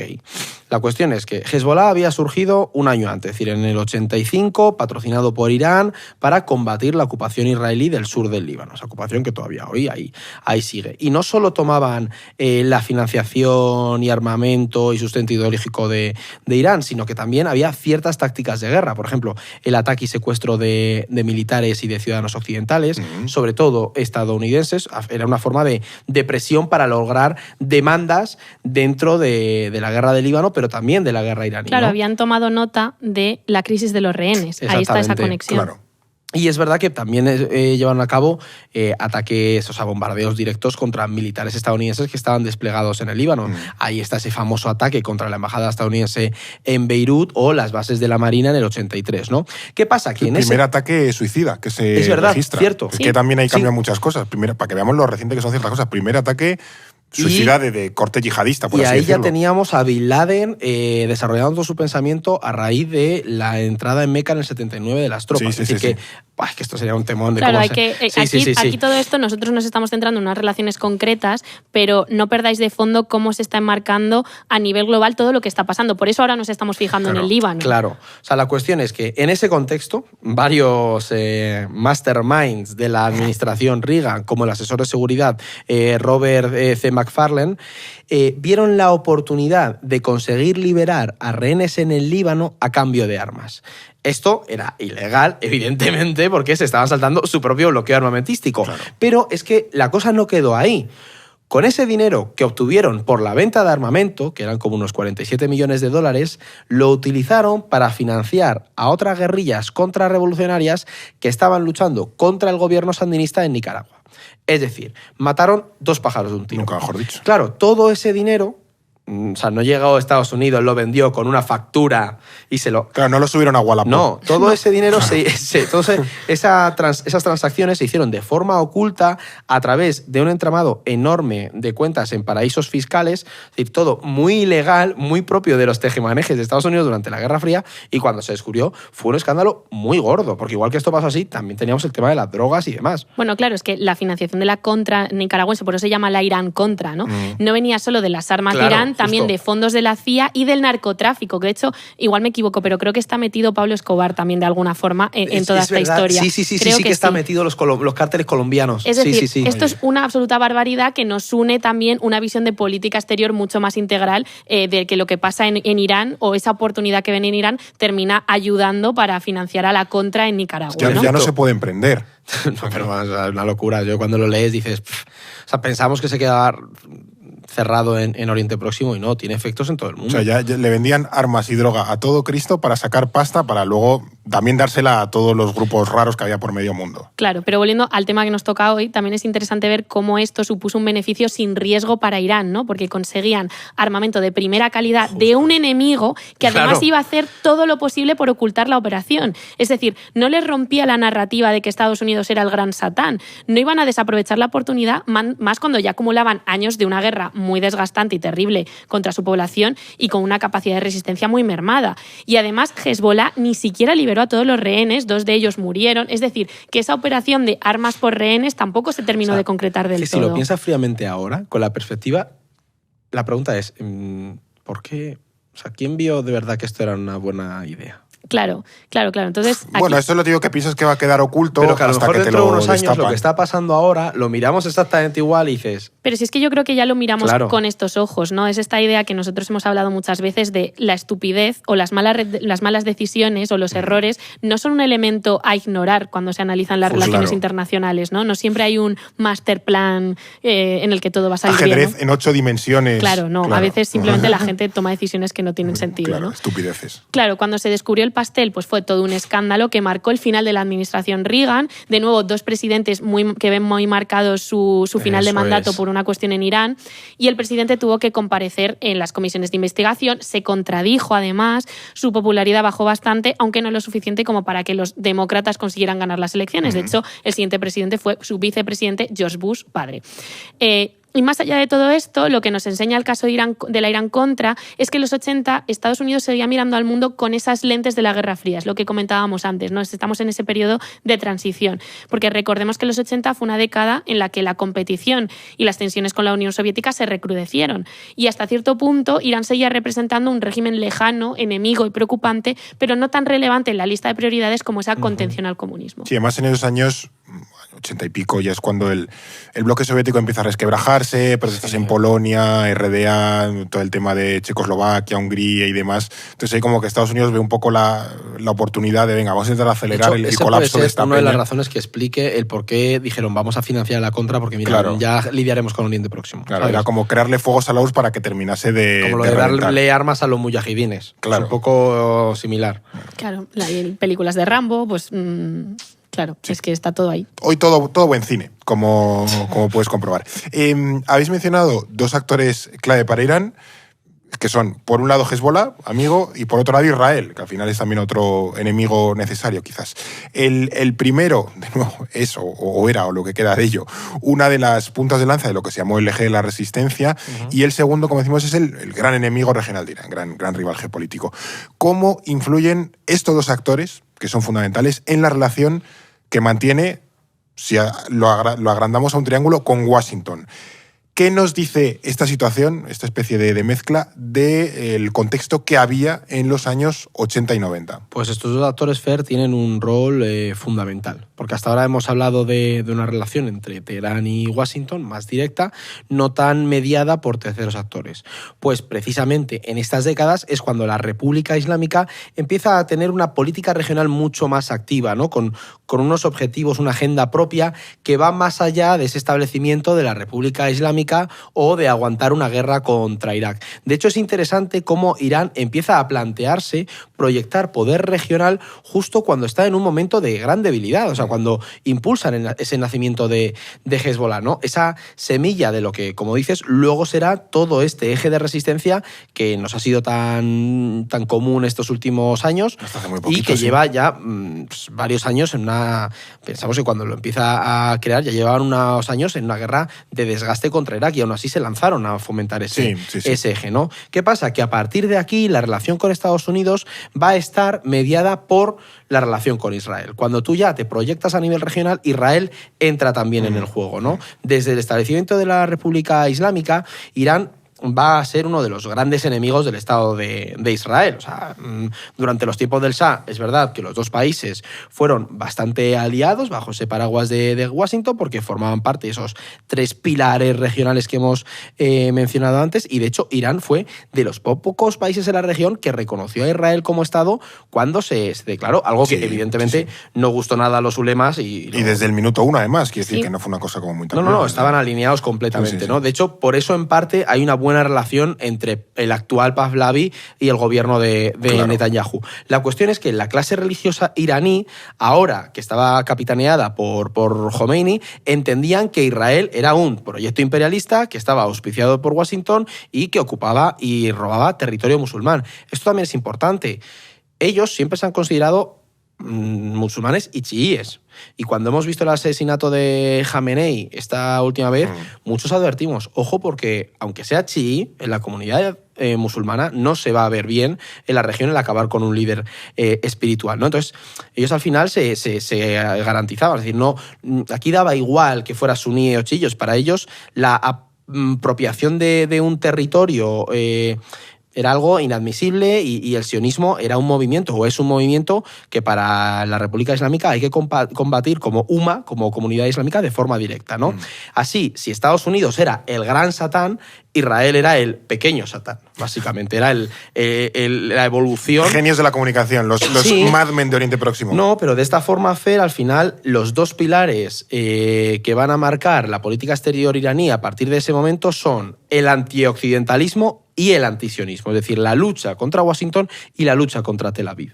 Exacto, y esto hace que para Israel, Irán se convierta en una amenaza existencial que deben combatir, lo cual arrastra a Estados Unidos, que es el principal aliado y garante de la seguridad de Israel, a posicionarse de una forma más agresiva todavía contra Irán. Claro. Es una dinámica que en el fondo lo que vemos es que se retroalimenta. Justo. Por otro lado, el elemento chií sí que tiene su importancia en el hecho de que Irán es el único país de mayoría de esta rama del Islam, por lo que sirve de referencia para las comunidades chiíes del resto de la región. Claro. No se trata tanto de extender la revolución como tal, que es algo que se suele leer mucho cuando se habla de Irán, pero sí de erigirse como defensor de los musulmanes chiíes a nivel global y sobre todo regional. Claro.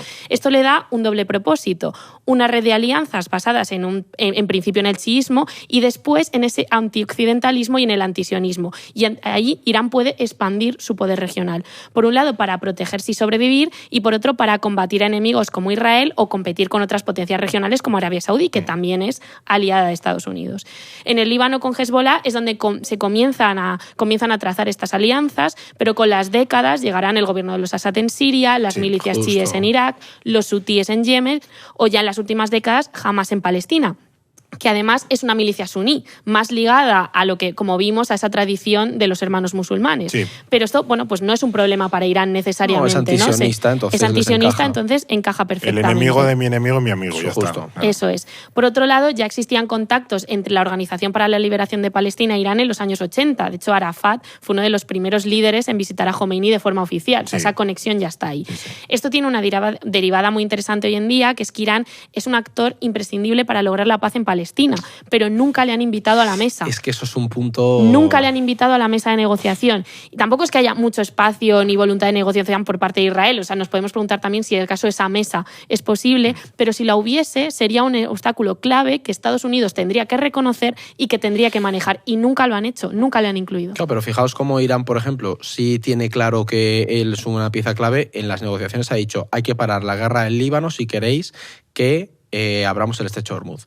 Es decir, ellos entienden muy bien el plano regional y saben que lo que hace Israel en Líbano y en Palestina es en el fondo un ataque regional y una amenaza para ellos. Claro, su agenda es regional, no tanto, oye, dejad de atacar Irán, no, dejad de atacar Líbano. Porque saben que en la medida en la que Israel continúe con su expansionismo en la región, va a acabar atacándoles a ellos, que es lo que ha pasado. Que es lo que ha pasado, efectivamente.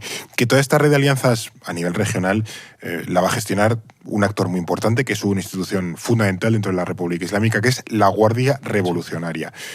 ¿Esta gente hasta qué punto es independiente desde este eje de la resistencia, o estos elementos cómo se relacionan entre sí? Claro, aquí vemos una de las claves, ¿no? Porque al establecer una red de milicias proxy o subsidiarias, Irán expande poder, pero también desdibuja su implicación en los conflictos. Claro. Es una forma de protegerse y de proteger y expandir sus capacidades militares.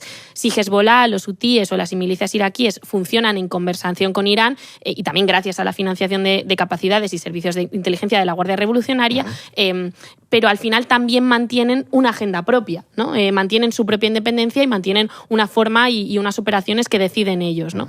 Al mismo tiempo, esa fuerza coloca a la Guardia Revolucionaria como el cuerpo militar más importante de Irán. Recordemos que además tienen un ejército mucho menos dotado. O sea, Irán tiene 2 fuerzas armadas, sí, podemos decir, sí, ¿no? Y en un objetivo a combatir por parte de Estados Unidos e Israel. Por eso vemos ahora mismo cómo los generales y comandantes de la Guardia Revolucionaria son objetivos directos, claro, de los ataques y bombardeos de Estados Unidos y Tel Aviv. Estados Unidos las considera, de hecho, a la Guardia Revolucionaria una organización terrorista desde 2019, ya con Trump en el poder. En la guerra con Irak es cuando este cuerpo se asienta como una de las instituciones más importantes de Irán. De hecho, no entenderíamos la elección de Ali Khamenei como sucesor de Khomeini en 1989 sin sus conexiones con la Guardia Revolucionaria. Fue con él con quien la estrategia de expansión regional, aquí vemos también este cambio de líderes a nivel de política interna en Irán, se consolida y se establece como estrategia clave a partir de los 90. Sí, que era una de las quinielas. Y su hijo Mustafa se ha acercado muchísimo a la Guardia Revolucionaria. Sí, claro, era uno, lo iba a comentar, ¿no? de las claves que se mencionaron aquí cuando se cargaron a Khamenei Senior. Decir, es que el próximo ayatolá tiene que tener el aval de la Guardia Revolucionaria, sí. O si es un poco el kingmaker, básicamente, como los genízaros o la Guardia Pretoriana. Sin ellos no va a ir ni a la esquina. Entonces, pues es la gran organización que controla o que mueve los hilos en Irán. Aquí nos estamos adelantando un poco porque nos habíamos quedado en los años 90. Tenemos, por un lado, a un Irán devastado por la guerra con Irak, que acaba en el año 88, que está en proceso de reconstrucción y que además también está en una fase de, expansión regional. ¿Cómo afectan estos años en los que además Estados Unidos entra en guerra con Irak? Recordemos, Irak invade Kuwait y Estados Unidos responde. ¿Esto cómo afecta también esa relación Estados Unidos-Irán? Y no sé si el fin de la historia cambia la relación entre los dos países. Pues como tú decías, Fer, son años en los que vemos un repliegue de Irán. De hecho, se da cierta distensión con Washington porque la prioridad es la reconstrucción del país. Y esto se ve muy bien en el momento en el que llegan al poder los reformistas como Hatami, que sin ser pro-occidental, tiene una visión mucho más conciliadora con Estados Unidos, ¿no? Pensemos que es un contexto en el que la principal cruzada de Estados Unidos en Oriente Próximo se focalizó en el régimen de Saddam Hussein, que esa era el mítico enemigo de Irán. Por lo tanto, a Irán le interesaba pues mantener un perfil bajo declarándose neutral, es decir, pues que se pega ahora a Estados Unidos con Irak, le debilite y a tomar por saco. Y es verdad que, ojo, esto no quiere decir que dejarán de lado la estrategia de política exterior que siguió y que hemos comentado antes. Ellos continuaron desarrollando su red de alianzas porque tenían claro que tarde o temprano iba a llegar un enfrentamiento, ¿no? De hecho, la otra gran pata de la política exterior iraní poco a poco se fue gestando a finales de los 90, principios de los 2000, que era el programa nuclear. Que yo os diría que es otro de los elementos esenciales para entender la relación entre Estados Unidos e Irán. Concretamente, la militarización del programa nuclear, ¿no? Porque Teherán llegó a la conclusión de que para protegerse del todo tenía que tener el arma nuclear, ¿no? Fue un poco como ese estendalazo nuclear que tuvo Corea del Norte, pues estos también a su manera, ¿no? Sí. O sea, este armamento es la protección definitiva contra los ataques de Israel o de Estados Unidos, que son dos países con capacidades nucleares. Aquí nadie en teoría sabe que Israel tiene el arma nuclear, pero bueno, eso es un secreto a voces, ¿no? Claro. O sea, en el fondo lo que vemos es que es un choque entre los intentos de aperturismo y cambio de Khatami y la línea más tradicionalista de Jamenei, que además tenía muy presente la caída de la Unión Soviética y entendían que cualquier reforma o cualquier cambio en política nacional o exterior podía llevarles al colapso. Y esto es algo que sigue muy presente. Es decir, es algo que con el ataque comentamos. Cualquier giro democrático en el Irán en la República Islámica es una rendición para los ayatolás. Por lo tanto, no se va a producir, porque es una muestra de debilidad, ¿no?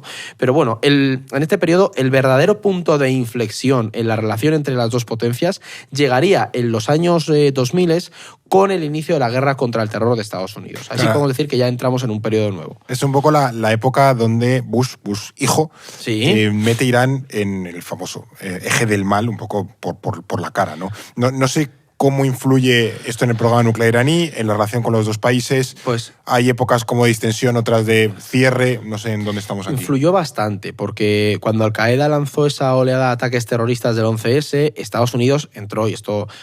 ¿Tenemos algún capi de la guerra contra el terror? No. Lo haremos posiblemente. Sí habría que hacerlos. Ahí nosotros ya lo recordamos y lo hemos estudiado bastante. Estados Unidos entró en una psicosis de seguridad en la que el gobierno de Bush comienza a señalar a regímenes que patrocinan el terrorismo islamista alrededor del mundo, ¿no? Y a pesar de que Irán no tiene nada que ver con Al-Qaeda, de hecho son enemigos porque los fundamentalistas de Al-Qaeda atentaban contra algunas comunidades chiíes. Y atentan porque se han dado... Daesh, sobre todo el Daesh. Yo eso lo iba a matizar, que a lo mejor hay alguien que me dice... No, pero bueno, más bien criticaban. Claro, criticaban porque el cisma Al-Qaeda-Estado Islámico llegó cuando hubo una corriente dentro de Al-Qaeda que empezó a atacar a los chiíes. Pero bueno, sí que rechazaban al chiismo. Desde luego no eran aliados. Eran hostiles. Sobre todo en Irán veían que este fenómeno de Al-Qaeda, de radicales suníes, podía acabar yendo contra ellos, y efectivamente con el Daesh acabó yendo contra ellos, ¿no? Entonces, hasta cierto punto, en la lógica estadounidense, tenía sentido, ¿no? Porque Irán ya estaba financiando a grupos como Hezbollah que utilizaban tácticas de organizaciones terroristas. Más allá de las diferencias y los choques dentro del Islam político, a Estados Unidos les interesaba meter a Irán en el mismo saco de esos Rose States o estados canalla de Oriente Próximo, ¿no? También nos podemos preguntar la lógica detrás de meter al Irak de Saddam Hussein en ese eje del mar, cuando además era un régimen laico y militarista. Es decir, Saddam Hussein no era un patrocinador directo de Al-Qaeda, que habían sido los responsables del 11S, ¿no? Y aún así se le metió a... Ese grupo del eje del mal acabó siendo un poco... popurrí, era una Macedonia de enemigos. Sí, y era un poco, me ha mirado mal, pues eres eje del mal. Es como, claro, joder. Pero además la guerra contra el terror también influyó, o sea, la psicosis en Estados Unidos también influyó muchísimo a Irán a nivel interno, porque el gobierno reformista de Khatami optó por la cautela y de hecho condenó los ataques del 11S precisamente porque querían desligarse de los mismos y de sus consecuencias. Sabían la que se venía. Claro, porque estaban viendo a Estados Unidos desatado, ¿no? Pero Estados Unidos les acaba metiendo como enemigos igual, y esto junto a la invasión de Afganistán en el 2001 y a la de Irak, en 2003, favoreció la llegada del mítico Mahmoud Ahmadinejad, que pensábamos que le habían asesinado hace unos meses y no, sigue vivo el tío. Yo tenía la duda y le iba a preguntar... Bueno, sigue vivo. Sí, apareció de repente y dijimos todos, anda. Entonces, este hombre llegó a ser presidente con una línea muchísimo más dura y un discurso mucho más agresivo contra Estados Unidos. Aquí habrá oyentes que recuerden a Ahmadinejad, los míticos vídeos y declaraciones suyas. Sí, claro. Sí, y aquí también interesante cómo Mahmoud Ahmadinejad, precisamente por ese discurso duro, a pesar de que no ha tenido un cargo relevante en los últimos años, ni tiene capacidad de poder ni nada, ha sido un objetivo de Estados Unidos. Eso nos dice mucho de lo que ocurre precisamente en esta época. La llegada de Ahmadinejad inaugura, como decimos, uno de los periodos más tensos en las relaciones entre los dos países. También es precisamente en 2003 cuando la Organización Internacional de la Energía Atómica denuncia que Irán está enriqueciendo uranio a unos niveles que le encaminan a alcanzar el arma nuclear. Es decir, salta están todas las alarmas internacionales de que Irán ambiciona la bomba atómica. Durante los últimos años de la presidencia de Khatami hay ciertas negociaciones para evitar la proliferación nuclear entre Irán y varios estados europeos, pero estas fracasan con Ahmadinejad y su línea dura. Ahmadinejad dicen esto es una cuestión de soberanía iraní, nos dejáis tranquilos. Que no era un clérigo, que también muchas veces No, nos cae. era Era más un soberanista, Era civil. ¿sabes? Es un nacionalista Era un iraní. ingeniero de no sé qué, era el señor. Sí, O sea, sí. era Pero que- musulmán, pero no era un radical, ¿sabes? No era un clérigo como ahora. Que solemos establecer la relación de cómo es un clérigo, está este señor loquísimo de la olla y no, Bueno, había claro, pero- clérigos más moderados Claro. que Ahmadinejad, que era civil. De hecho, De hecho, sí. por eso es uno de los objetivos que Claro. le De han hecho, pegado sí. un cebollazo a los israelíes. Claro, por eso a partir de 2006, tanto Estados Unidos como la Unión Europea imponen sanciones económicas avaladas por el Consejo de Seguridad muy duras a Irán, ¿no? Impusieron un embargo de petróleo, lo que hizo que Irán solo pudiera venderle petróleo en cantidades prefijadas a una serie de países, a China, India, Japón, Corea del Sur, Turquía. También le restringieron el acceso a los beneficios obtenidos por ese petróleo, se prohibió a empresas estadounidenses y europeas comerciar e invertir en Irán, se les desconectó del famoso sistema financiero SWIFT. Que permite estas transacciones bancarias a nivel internacional. Esto nos suena mucho de las sanciones a Rusia, ¿no? Sí, Pues esto sí, ya se sí. hizo No les dejaban hacer bizums. con Irán. Y esto afectó de forma clara a la economía iraní, que aunque resistieron, hay que decir que bastante bien el golpe, pasaron de crecer casi un 10% en 2008, un 10%, a cerca de un 2% en 2011, ¿no? Es decir, tenían una economía bastante resiliente aún así, pero sufrieron el impacto. Sí, que ya a estas alturas de la película ya hay un debate bastante amplio de, oye, esto de las sanciones económicas ya no Sí. funciona para devolver al redil a los estados que no se portan bien. No hasta qué punto, eso lo vamos a hablar en futuros episodios, no eso hasta qué punto incentiva las agresiones armadas. Entonces, pues mira, si lo intenté con la economía y no sirve, pues vuelvo al misilazo, Bueno, que es pero un poco estamos lo viendo que el misilazo tampoco va a ser No, la solución no es la final panacea. y, ¿sabes? Eso desde luego. Pero bueno, a pesar de todas estas tensiones, lo cierto es que Irán y Estados Unidos se sientan a firmar el acuerdo nuclear del año 2015, por el que, por un lado, Teherán se compromete a dejar de enriquecer uranio con vistas a obtener la bomba atómica y, a cambio, Estados Unidos va a levantar toda esa batería de sanciones de la que hemos hablado.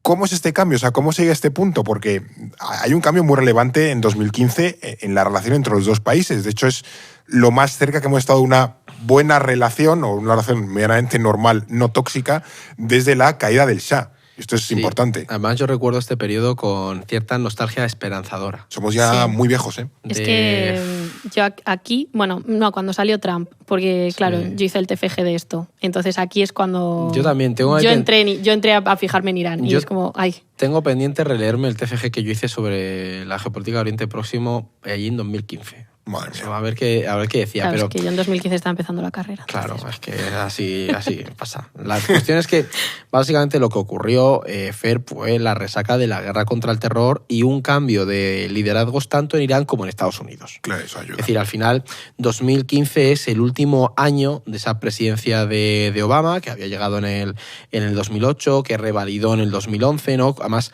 con esa promesa que Obama tuvo muy clara de que iba a sacar a las tropas de Oriente Próximo. Sí. Pensemos que llevan ya más de una década en la región. O sea, los estadounidenses estaban cansados, millones de dólares invertidos, muchos soldados muertos, demasiados ataúdes para la sociedad estadounidense. Y como sabemos, es verdad que Obama no consiguió cerrar la etapa en Oriente Próximo, porque no solo mantuvo, la presencia en Afganistán e Irak, sino que además la amplió a Libia, a Líbano, a Libia, con Gaddafi. y a Siria, es verdad, claro que ahí estalló.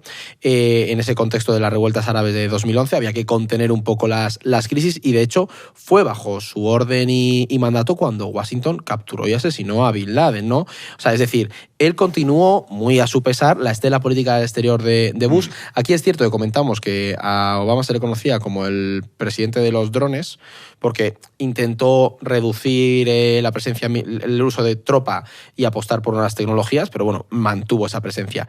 Y en Irán también estaban bastante cansados de esa retórica agresiva de Ahmadinejad y de las sanciones económicas, ¿no? O sea, en esos años ya empezaban a pesar demasiado. Y más aún en un contexto de crisis económica, crisis financiera global, también les estaba impactando, y además en esos años tenían un enemigo común que hemos mencionado antes, que era el Estado Islámico, el Daesh. Porque Aquí recordemos eso que estás. Libia, Toscar Gaddafi.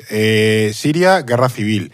Irak, con Daesh por allí, por el norte. y Daesh declarándote un califato. Es que estamos en 2014-2015, que es cuando es el punto de mayor auge de Daesh. O sea, tú piensas lo Ya que han pasado las protestas de Bahrein, que ha tenido que Arabia todas Saudí... las primaveras árabes para Irán fueron una amenaza, porque podías tener tu propia primavera iraní, ¿sabes? Claro. Y además habías tenido también presiones y revueltas internas. Irán tuvo que invadir Bahrein, Irán no, Arabia Saudí tuvo que invadir Bahrein y bloqueó a Qatar. Claro. O sea, es que era como toda la región ardiendo y Irán en plan, virgencita, que me quede como estoy. Yo sobre todo os diría que la declaración de, o sea, la escisión dentro de Al-Qaeda, surgimiento del Estado Islámico y declaración de un califato, eso para la República Islámica era una amenaza existencial. Porque ahí ya tenían un rival también en una cuestión religiosa y la declaración de un califato no es cualquier estupidez. Bueno, y por eso también se meten en Siria a través de todas las milicias proxy. Es, claro. Irán metió pasta y gente para luchar contra Daesh a cascoporro. Claro, y por eso ¿qué pasa? Que cuando llegó Hassan Rouhani, ahí se abrió una ventana de oportunidad para llegar a un acuerdo. Que sí que era clérigo. Que sí que era un clérigo, moderado, pero bastante moderado, ¿no? Entonces, Obama quería terminar su mandato con al menos una victoria diplomática en Oriente Próximo. Rouhani quería legitimarse dando algún tipo de alivio económico y diplomático al país, y eso es lo que permitió que se llegara al acuerdo nuclear después de 2 años de muchas negociaciones con el resto de miembros del Consejo de Seguridad de Naciones Unidas, y por eso, ojo, tardaron 2 años en un contexto de estabilidad y calma diplomática. Quiere llegar a un acuerdo mientras está reventando. Así, en un momento. Y tiene 50.000 tropas en la región. Tienes ¿sabes? 2 semanas para que lleguemos a un acuerdo. Es un poco unas negociaciones que quienes sentaron el camino de esas negociaciones fueron Rusia y China. Efectivamente. No necesariamente tanto Estados Unidos. Estados Unidos de Obama se termina sumando después. De hecho, este acuerdo creo que también se suma en Francia, Alemania... Sí, lo llaman Noruega también, yo creo que estaba... Es el Consejo de Seguridad más 5, más algo, sí. Sí, o sea, pero bueno, de los que no hacen nada. O sea, Estados Unidos e Irán. Pero fue un acuerdo histórico para las relaciones. Sí, que de hecho, no sé si para ayer publicación, se tiene que haber cumplido ese plazo de los 14 días que dio Trump para bueno, que o negocian o se vuelven... Pues o hay pelea física, o se tocan la cara. Los plazos de Trump son como son. Eso es. Hay que prestarle la atención porque es grave, pero bueno, siempre puede pasar cualquier cosa. Nuestros márgenes de grabación. Eso es. Bueno. Tenemos que a veces luchar contra demasiados elementos. De todas formas, volviendo a nuestra historia, no pasa mucho tiempo hasta que esta breve distensión, época de cierto acercamiento entre Estados Unidos e Irán, se rompe porque pocos meses después de esta firma del acuerdo nuclear, 1 año y poco después, llega a la presidencia nuestro querido Donald Trump, que recupera esa retórica abiertamente agresiva con Irán. Él ya decía que tal como llega a esa Casa Blanca, este acuerdo se iba a ir a la basura, y acaba saliendo del acuerdo nuclear el año 2018. ¿Hasta qué punto es determinante esa llegada de Trump a la presidencia de Estados Unidos? Pues Donald Trump es un terremoto para la política exterior y eso no excluye a Irán, ¿no? Esto ya lo sabemos. Claro. De hecho, como dices, esa fue de las primeras puntas de lanza de su primer mandato. O sea, él ya en la campaña contra Hillary Clinton, él ya criticaba abiertamente el acuerdo nuclear, ya tenía a Irán en la boca, ¿no? Y en ese sentido, Trump compra completamente las tesis de Israel sobre el acuerdo y terminará facilitando los objetivos de Netanyahu de destruirlo. La idea con la que nos tenemos que quedar es que es precisamente en este momento donde se comienza a gestar la guerra que estamos viendo hoy en día en Irán. Es aquí. Es una política agresiva determinada más por los intereses de Israel que por los de Estados Unidos. Algo que también nos dice mucho sobre la creciente influencia de Netanyahu en la Casa Blanca. ¿Y qué es lo que pierde exactamente Israel en el acuerdo nuclear? También expliquemos esto porque entra como el tercero en discordia, que además es muy importante, porque lo cierto es que este acuerdo evitaba que Irán obtuviese el arma nuclear, que en principio cualquier persona puede pensar, pues esto para todo el mundo es fantástico, porque Israel se mete aquí empieza a meter cizaña. Claro, sí, el acuerdo evitaba que Irán obtuviera el arma definitiva, o como mínimo atrasaba indefinidamente este escenario, pero que se acercara a normalizar relaciones con Occidente y sobre todo que su economía pudiera volver a crecer, suponía un riesgo para Israel, ¿no? Pensemos que Irán ya tiene en ese momento un eje de la resistencia fuerte, un programa balístico y militar bastante sofisticado y con gran capacidad de alcance y una guardia revolucionaria muy potente. Sin trabas económicas todo esto puede ir a más. Recordemos que era un 10% de crecimiento en 2008. ¿Qué podía crecer Irán sin ninguna restricción económica? O sea, Israel temía un poco un turbo Irán. Eso es. Al final, una región con mucha inestabilidad. Claro, al final le da igual que tuvieran o no el arma nuclear, porque a medio o largo plazo podrían ponerse muy agresivos contra Israel con todo el resto de sus capacidades militares. Entonces, si tenían que elegir, Netanyahu prefería ahogar económicamente a Irán y luego encontrar la manera de destruir su programa nuclear. Y eso es precisamente la estrategia que ha seguido desde hace casi una década. Para empezar, Netanyahu empezó a presionar a Estados Unidos para que saliera del acuerdo, ¿no? Denunciando que era un error, que Irán no lo estaba cumpliendo, cosa que no es cierta, porque lo cierto es que sí que lo estaba cumpliendo. Uno de los términos del acuerdo era permitir inspecciones periódicas de los técnicos de la OIEA e Irán las pasó todas en los 2 años que duró el acuerdo, ¿no? En el fondo, lo que necesitaba Trump era solo una excusa, así que en 2018 Netanyahu da una rueda de prensa absolutamente desquiciante creo que es el Ministerio de Interior, en la que destapa unos discos duros, desvela una cortina y destapa como un armario de discos duros llenos de información que en teoría demostraban que Irán había estado incumpliendo un acuerdo, utiliza un PowerPoint en el que lo explica todo, y lo único que demostraba en realidad era que Irán, antes de firmarlo, sí que tenían un programa nuclear activo, ¿no? Que era algo que ya se sabía en realidad. Pero Israel utiliza esas pruebas para decir que Irán no está cumpliendo ahora, en ese momento, el acuerdo nuclear. Y esto es importante para la actualidad porque ya ahí podíamos ver el conocimiento que Netanyahu tenía de Donald Trump y de cómo estaba funcionando la deriva del Partido Republicano, porque para Trump eso fue más que suficiente, o sea, no le hizo más. O sea, después de la rueda de prensa de Netanyahu, después de meses amenazando con hacerlo, Trump anunció que Estados Unidos salía del acuerdo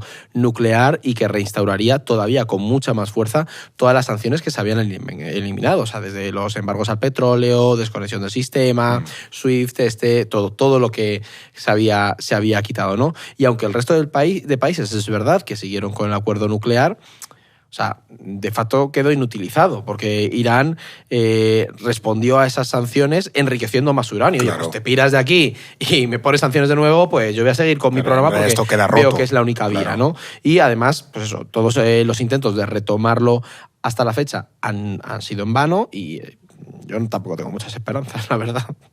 No, totalmente. Que aquí durante el primer mandato de Trump, ¿qué tiempos aquellos? Creo que fue 5 o 6 de enero del año 2020. Yo creo que fue el 6. Sí, yo recuerdo que tuvimos una racha de días de Reyes en varios años bastante complicada. No sé, el 5 al 6. Algo así. Sé que fue en enero, porque fue 2020 y el COVID fue en marzo. Y esto era, ya estábamos hablando, en enero estábamos hablando de Tercera Guerra Mundial y 3 meses después tuvimos una pandemia. Sí, claro. Sí. Ese día Trump se carga, asesina a Qasem Soleimani, que es el comandante de la Guardia Nacional, en esos primeros días del año 2020. Fue una de las primeras veces en las que oímos aquello de va a estallar una tercera guerra mundial. Había un miedo bastante fundado, pero ya nos hemos acostumbrado. No sé si es bueno o eso es malo. Hemos normalizado las crisis. Claro. Yo creo que esto es pequeña intrahistoria de esta casa. Yo creo que estos asesinatos fue uno de los típicos elementos que usamos para luego componer el nombre de No es el fin del mundo. Sí, porque yo recuerdo mucha locura en redes con ya verás, y todos en plan, a ver, sí, ya verás, esto gordo. O sea, es importante, pero... Sí. Pero no es el fin del mundo, efectivamente. Aunque, o sea, bueno, perdón. No iba a decir eso, que expliquemos un poco por qué fue importante el asesinato, que ya, claro, en el momento en el que has matado a un ayatolá y esto te parece, nada, minucias, claro, pero, o sea, es que pero, joder, en su momento fue gordo. Yo iba a ir a eso precisamente y que, o sea, es verdad que ya fue importante en su día, pero si os paráis a pensarlo y lo veis en retrospectiva, las piezas encajan muchísimo mejor. O sea, cuando uno se para y mira a lo que hemos estado viviendo, porque Soleimani era uno de los comandantes más importantes de la Guardia Revolucionaria porque era el jefe de las fuerzas Quds, es decir, la rama de la Guardia que se encargaba de los asuntos internacionales, principalmente de mantener ese eje de la resistencia, ¿no? Entonces, su asesinato por parte de Estados Unidos en Irak, en el fondo, respondía, según la administración, a una medida preventiva, ya que el general estaba planeando un ataque contra militares y personal de Estados Unidos. Pero ¿qué pasa? Que más allá de esa razón oficial que ofreció el gobierno de Trump, lo podemos leer como el primer ataque importante que buscaba empezar a debilitar a ese eje de la resistencia, ir mermando sus capacidades de coordinación, las capacidades de coordinación de Irán con esas milicias regionales, y a Estados Unidos e Israel le beneficiaba porque es cierto que eran un foco de inestabilidad en la región y eran una amenaza clarísima para toda la proyección de Israel en la zona, ¿no? Entonces, digamos que fue el primer golpe a la torre que había ido componiendo Irán. Sí. Y también era un mensaje de, oye, no te puedes esconder porque... Porque acordaos cómo lo anunció, yo es que no se me va a olvidar, ¿sabes? Sí. Es como te voy a matar, te escondas donde te escondas o te metas donde te metas. Y luego, de hecho, lo he ido replicando porque está desde el líder de Hezbollah a desde luego el Ayatollah y a todos los que se ha ido cargando por el camino entre Estados Unidos e Israel. Lo que veo es que en los años siguientes todo se le alinea a Israel, el contexto le empieza a salir más favorable, fuese buscado o por casualidad o por desgracia, como ocurre con los ataques derivados del 7 de octubre del año 2023, en ese ataque de Hamas, la zona está cerca de Gaza, 1.000 personas, ¿no? las que asesina, y luego también le coincide con el regreso de Donald Trump a la Casa Blanca, la caída de los Assad en Siria, es decir, que empieza a haber como muchas cosas donde se le pone el viento a favor. Esto es lo que tenemos más reciente, y de hecho ya hay episodios en este podcast contándolo, pero repasemos un poco los últimos acontecimientos que ya nos van llevando al presente a la crisis más reciente y que todavía tenemos en vigor. Claro, hay que decir que se le alinean un poco los astros a Israel, ¿no? Pero también ellos mismos también lo motivan, ¿no? Sí. Pero sí, vamos a ir repasando. Antes de nada, hay que hacer una breve mención a el mandato de Joe Biden, que pasó un poco como pena ni gloria. Estuvo ahí. Que las relaciones con Irán lo podemos entender como un continuismo menos hostil que el de Trump, porque aunque hay rumores y amagos de recuperar las negociaciones del acuerdo nuclear, lo cierto es que nada llega a buen puerto. La mayor distensión que se logra es cuando Estados Unidos relaja sanciones a Irán por el impacto de la pandemia de COVID, que les afecta muchísimo, pero poco más. Pasa un poco que no es muy relevante. Y entonces tiene lugar la cadena de acontecimientos derivada del 7 de octubre de 2023, cuando, como dices, Hamas lanza un ataque contra Israel y este responde con una operación de masacre de la Franja de Gaza y los enfrentamientos con Hezbollah, ¿no? Los ataques del 7 de octubre son la excusa perfecta para Israel, que ve la ventana para desmantelar dos de las principales amenazas que entraban dentro de ese eje de la resistencia. Ya lo hacía todo con bastante impunidad a Israel, ¿no? Pero el agravio del 7 de octubre le permite tener el apoyo expreso de la administración Biden y de la Unión Europea. Además, en esos momentos el régimen iraní está muy debilitado. Justo. Por un lado, siguen recuperándose del impacto de la pandemia y de las protestas masivas por la muerte de Mahsa Amini en 2022, que tuvieron que sacar toda la represión para contenerlas, y deciden mantener un perfil bajo justo cuando toda su red de alianzas está siendo desmantelada por Israel. Y esto lanza un mensaje muy claro para Tel Aviv, que es que pueden ir a más, Claro. ellos pueden escalar. Esto no sé si lo hablamos aquí o en el Gelo. No sé hasta qué punto... El Gelo de Julia en la onda. Sí, en la radio. En la radio Onda que Cero. vamos los domingos. Lo podéis encontrar en Spotify. Eso, madre mía, aquí, mini cuña. No, que yo creo que hablamos en alguno de estos sitios de hasta qué punto el gran error de Irán, a nivel estratégico, no de que nos parezca bien, fue no ir con todo, no atacar con todo en el momento en el que Hamas ataca a Israel. Porque al final le han ido... O sea, primero Israel se cargó a Hamas, luego a Hezbollah y luego ya se le ha quedado a ellos y estaban completamente débiles y dando una posición de debilidad. Ya. Era un poco all-in, como en el póker, de bueno, me Sí, la el tengo que problema, jugar tío, y es tengo que ir yo, medio de farol. visto en pero- perspectiva, dices, yo no sé si el propio régimen, o sea, el régimen de la República Islámica, yo creo que eran demasiado conscientes de hasta dónde estaba metido el Mossad en la estructura. Puede ser. Y es como, o sea, recordad que cuando se estableció el comando para acabar con el Mossad, el que lo dirigiera era del Mossad, ¿no? O sea, pensemos en todos los buscas que... Eso es. decir, Yo como creo que nos dice mucho también de la debilidad interna que tiene Sí, el régimen claro, iraní. sí. Cuando te autopercibes tan débil, creo que cuesta mucho ir con todo, ¿no? Y es decir, vamos a apostar por disuadir, por Es que no me ese es el ataques, no me tema. ataques, no voy a atacar, y aún así... O sea, yo creo que con la cohesión que tienen ahora a nivel interno después de los ataques, si lo hubieran tenido en ese momento, habrían ido con todo. Bueno, aquí está la lectura. Esto, tú lo comentaste que tú lo habías leído en un artículo de Al Jazeera, yo lo escuché en un podcast, de que estábamos en... O sea, había una especie de carrera de armamentos entre Israel e Irán, que básicamente el temor de Israel era que ellos no iban a poder fabricar, con todo el coste económico que ello supone, Sí. tantas armas y tantos misiles defensivos como drones y misiles baratos iba a poder fabricar Irán. Por tanto, llegaría a un punto de desbalance total Sí. en capacidad armamentística y entonces ahí sí Irán estaría en situación de poder lanzar un ataque masivo a Israel ¿Sabes sin, dónde se sin explica Israel. muy bien el concepto que hay detrás de esto, que es el de cortar la hierba, cortar el césped?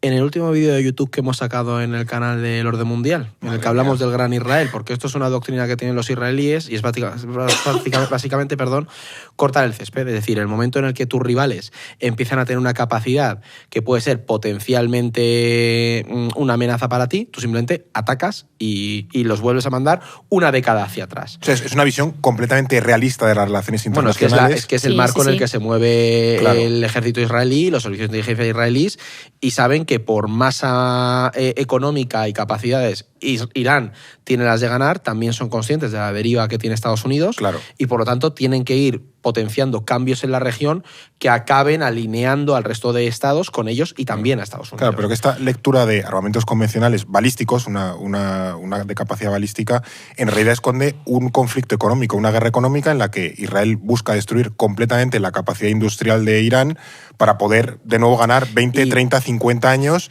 de que Irán no tenga de nuevo esas capacidades industriales para fabricar drones, misiles, en fin, cosas que le pueda tirar a Israel. Y este planteamiento se ve bien a partir de 2024. Es decir, porque Israel responde rápidamente al ataque de Hamas, primero contra Gaza, Líbano y un poco en Cisjordania, pero conforme van pasando los meses, Israel va incrementando el alcance de sus ataques en la región, todo.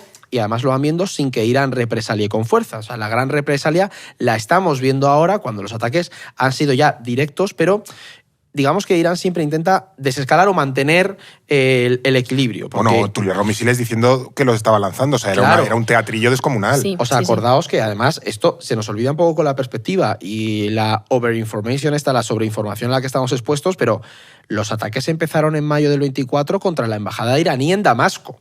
¿Qué tiempos? Acordaos eso. O sea, sí. Hubo muertos de miembros de la Guardia Revolucionaria. En julio, el Mossad asesinó al líder de Hamas, a Haniyeh, en Teherán, justo cuando había ido a la toma de posesión de Pezeshkian, el presidente, ¿no? Es decir, Israel lanza el mensaje de que puede meterse hasta los núcleos de poder de Irán a su antojo. Después, en septiembre, llega el gran golpe contra Hezbollah. Esto fue con lo de los Buscas, que a todos nos dejó en plan, ¿qué demonios acaba de pasar? Que de nuevo, como os decía antes, es una muestra del alcance de los servicios de inteligencia israelíes, que descabezaron una parte importante de la cúpula de Hezbollah en el Líbano, y después tenemos el asesinato de Hassan Nasrallah, poco después, y esto no acaba con Hezbollah, pero sí que merma mucho sus capacidades. Y por supuesto ya tenemos en noviembre del 24... ¿24? Sí, 24. Pues se me está haciendo largo. Sí, nos está pasando a todos. Claro, está diciendo, lleva solo un... Pero sí, victoria de Trump en el 24, lo que al fin, eso ahí le aseguró a Israel una connivencia absoluta de Estados Unidos en todas sus acciones. Pero vamos, que esto no exime la connivencia de los demócratas, no. porque todo lo que hemos mencionado... Esto ya es la capacidad de llevarlos todavía más lejos. Exactamente. Claro. Que aquí en enero del 25... que es justo además cuando Trump asume la presidencia, tenemos la caída del régimen de los Assad. Tenéis por ahí un capítulo, porque fue otro de los shocks navideños o prenavideños que tuvimos, que es otra de las patas fundamentales de ese eje de la resistencia, que ya estaba muy debilitado, pero esto fue básicamente la puntilla, ¿no? Aquí este regalo se lo iba a Netanyahu porque sí, porque además Israel tiene poco que ver. Pero vamos con Estados Unidos porque, viendo tal y como estamos hoy en día, no sé si a Trump le interesaba, esto ya digo, muchas incógnitas, si a Trump realmente le interesaba atacar a Irán de esta manera. Entonces, no sé por qué lo ha hecho, sino, o sea, qué intereses busca, cuál es la estrategia, yo qué sé. ¿Qué piensa este señor, no? Eso es. La respuesta es no le interesa. No le interesa llevar a cabo estos ataques. De hecho, si Estados Unidos no hubiera salido del acuerdo nuclear, se habrían ahorrado todas las operaciones de 2025. Porque recordemos que en junio bombardearon junto con Israel las instalaciones nucleares iraníes, defendiendo que habían acabado con el programa nuclear al completo. Algo de lo que luego se desdijeron este mismo año, en 2026, cuando asesinaron a Jamenei y a otros muchos altos cargos. Decían que así evitaban otra vez que Irán lograra las armas de destrucción masiva. Bueno, OK PDF. PDF ahora sí que sí, ¿no? Es verdad que Irán está lejos de conseguir el arma con sus instalaciones dañadas, pero esto no quiere decir que vaya a tener que empezar de cero. Y si lo tienen que hacer a largo plazo, les han dado motivos para volver a intentarlo en el futuro. Claro. Es casi una profecía autocumplida para Teherán, ¿no? La única garantía de paz que tiene el régimen es el arma nuclear. Y ojo, esto es una conclusión a la que no solo llegan en Irán, sino en todo el mundo. Corea del Norte, precisamente estas semanas, ha habido avisos de la Organización Internacional de la Energía Atómica de que están incrementando sus capacidades nucleares y otros países pueden hacer lo mismo. Esto tiene efectos en la proliferación a nivel global. Por otro lado, las consecuencias negativas de la guerra actual son evidentes. Estamos viendo el aumento de los precios del petróleo con los bloqueos de Hormuz, la desestabilización de socios importantes para Estados Unidos como son los países del Golfo, tener que enviar recursos y soldados a una región a la que llevas prometiendo que vas a salir muchísimo tiempo, el riesgo también de empantanarte en Oriente Próximo porque Irán está demostrando que es un hueso duro de roer y es complicado. Sí. Trump está incumpliendo las dos grandes promesas con las que conquistó a miles de estadounidenses, que iba a mejorar la economía y a priorizar al país por encima de conflictos lejanos. Y eso ya le está pasando factura entre las bases de MAGA. Y por eso la clave para entender la relación actual entre Estados Unidos e Irán pasa de forma clara por Israel, que es el gran beneficiado de esta crisis y quien realmente, podemos decir casi que decide el rumbo que tomen los dos. Sí. O sea, ¿Qué le debe Trump a Estoy pensando a Netanyahu? si Trump se va a sumar a la lista de Carter y Reagan en las que liarse en Irán le acaba haciendo naufragar el puesto. Pero bueno, la cuestión es que lo paradójico en todo esto para mí es que hasta la fecha Estados Unidos, digamos que jugaba con cierta ventaja frente a Irán porque el régimen estaba en horas bajas, tenía una postura poco beligerante, estaba apostando por, digamos, un poco capear el temporal y ya está.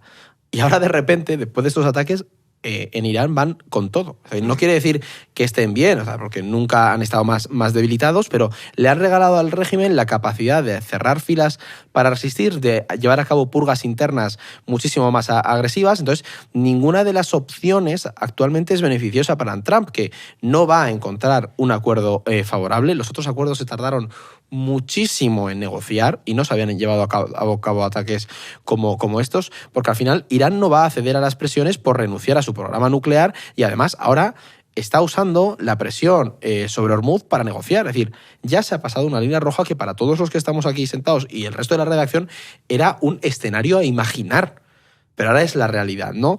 Y lo cierto es que la más mínima concesión a Irán que haga la administración Trump va a ser percibida como una derrota. Y eso es otra cosa que tienen que gestionar en Estados Unidos y que tiene que gestionar Trump y el trumpismo, y no les va a ser fácil. Sí, aquí alguna vez hemos comentado de que Trump probablemente pensaba que haciendo una de Venezuela iba a ser lo mismo con Irán, otro error de cálculo de entender. De nuevo la ceguera. Sí, de nuevo la ceguera. De no entender cómo funciona Irán. De hecho, hay un artículo en la web por ahí que básicamente es esa tesis, ¿no? De que Irán no es Venezuela y que a nivel de densidad institucional y demás, y a nivel político es un país mucho más denso y mejor ensamblado que Venezuela, que al final sí que era muy dependiente de Maduro, del gobierno, de la corrupción, del régimen clientelar, etcétera. Eso es. Entonces, claro, esperaba que la jugada la pudiese repetir a los 2 meses después de Venezuela y evidentemente no le ha salido, y ahora pues está enquistado en un lugar donde realmente no le gustaría estar, pero luego también lo sacaba el New York Times lo de que básicamente se fía más de Netanyahu que de sus propios servicios de inteligencia. Ahora ya no sé, pero antes sí se fió.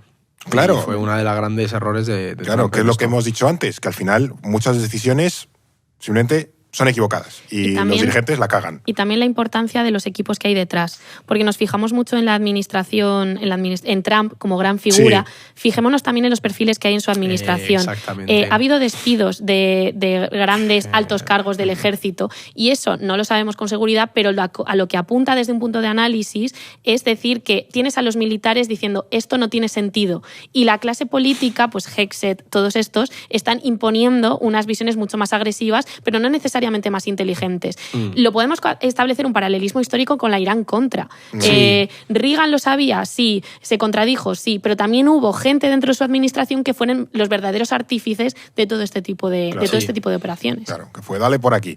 Bueno, ya para ir cerrando un poco, esto cada semana puede cambiar, ¿no? Pero ¿cómo veis la evolución de este conflicto? No sé si, o por qué camino creéis que van a evolucionar las relaciones entre Irán y Estados Unidos. Pues yo, viendo un poco la historia que hemos repasado hoy y demás, lo que creo es que esto va a ser otro punto de inflexión, que esta relación de nuevo va a influir a nivel regional y a nivel internacional, que no va a haber una solución fácil, que la geopolítica y el rearme de Oriente Próximo va a cambiar, porque no va a haber ningún país que se fíe ahora mismo en la región y vamos a ver una escalada militar en en la zona. Luego también un cierre de filas dentro de Estados Unidos y un alineamiento mucho más gordo de las empresas tecnológicas con Israel, que es algo que ya estamos viendo con Palantir comprando una página entera en el New York Times de Palantir Stands with Israel. Es verdad, entonces creo que vamos a ir a una nueva etapa en esas relaciones que van a influir clarísimamente en la región y sobre todo vamos a ver cómo Israel pues básicamente se siente legitimado en la región y otras potencias, entre ellas Turquía, Emiratos, Arabia Saudí, pues tendrán que elegir con quién se posicionan y los países del Golfo probablemente se alineen con Israel y lo que no sé es cómo Estados Unidos va a salir de ahí. Os lo digo totalmente en serio. No sé cómo va a salir, lo que sí sé es que da igual el escenario, ninguno va a ser mejor para Oriente Próximo, porque esto lo vamos a acabar pagando en la próxima década. Sí, yo también creo que la guerra actual es un punto de no retorno. O sea, no creo que sea ni simple, no ya un punto de inflexión, que también, sino un punto de no retorno en las relaciones entre Irán y Estados Unidos. Han tenido momentos, siempre han sido, o sea, desde la revolución del 79 han sido negativas, era muy complicado que llegaran a ser positivas, pero sí por lo menos que se mantuviesen calmadas, ¿no? Y se ha alcanzado y al final ahora han destruido todas las bases para que eso se vuelva a construir, para que Irán ceda lo más mínimo y sobre todo creo que le han dado cierto aire al régimen. Total. Ojo cómo llega, porque el régimen iraní está muy débil, claramente. Creo que puede haber una paz muy inestable, que se puede llegar a un cierto acuerdo alto el fuego de alguna manera, pero que se vaya rompiendo de forma periódica y me preocupa mucho lo que puede pasar en el Líbano, porque ese va a ser otro de los grandes escenarios. Y otro donde creo que Netanyahu está girando de forma muy clara, muy evidente el objetivo. Ahí Irán también tiene algo que decir. ¿Cómo se va a articular toda la conflictividad regional? No sé si decir directamente que nos da para el próximo año, yo diría que nos da para la próxima década. Lo que estamos viendo hoy nos da para la próxima década en Oriente Próximo. Bueno, hace unos días sacó, es que lo vi un poco de rebote en Twitter, un vídeo de la Casa Blanca de Make Lebanon Great Again, con IA poniéndole la gorra, que era como otro horror de IA, ¿no? Pero bueno, no, al final está claro que esta guerra, confianza desde luego a Irán no le da en su relación con Estados Unidos. Es decir, ¿qué incentivo tiene Irán para llegar a un acuerdo con Estados Unidos? Ninguno. Diciendo, es que mañana puede venir otro presidente y me puede volver a atacar. Quiere decir, es que aunque yo firme algo... ¿Qué incentivo tiene Arabia Saudí para no buscar el arma nuclear? Además, porque Israel pegue un giro? O Turquía, cuando está siendo amenazado por parte... O sea, nadie. Bueno. Sí. Hasta Japón. Es decir, Japón va a decir, mira, yo voy a tener aquí el cebollazo nuclear por Corea del Norte. Es decir, que... Bueno, creo que Japón ya ha empezado a dar algunos cambios en cuanto a exportación de armamentos, que era como una limitación constitucional. O sea, que es que estamos con Alba yendo... en que sí, lo del punto de no retorno es muy acertado. Eso. Sí, o sea, yo sí creo que Trump quiere salir, aunque sea de alguna manera random, retórica de Oriente Próximo. Sí, pero es una forma frágil. Yo sí que lo compro. Claro, pero las consecuencias bases, de eso, las consecuencias... Creo que todavía, igual que con la invasión de Irak en 2003, nadie se imaginaba que años después se declarara un califato. Claro. Las consecuencias de estos todavía no las sabemos. Y yo, por ahora, las consecuencias que veo es una mayor conflictividad en la región. Claro, sí, porque un Irán más debilitado, desde luego, genera inestabilidad y fragilidad. Y en octubre tiene Israel elecciones. Sí. Bueno, sí, a ver si Netanyahu quiere o se inventa alguna cosa. Pues hasta octubre va a estar tensando la cuerda. Y en noviembre, midterms en Estados Unidos. Bueno, pues hasta aquí el episodio de hoy. Esta ha sido una cosa así un poco más rara, porque creo que este es el primer capítulo que hacemos sobre relaciones entre países y demás. Chulo, pero merece la pena. Es una forma un poco también diferente de contar las cosas. Bueno, yo espero que los oyentes, quienes estéis escuchando al otro lado, os hayáis entretenido y os haya aportado algún punto de vista diferente. Pues nada, Maestro Sabina, Alba.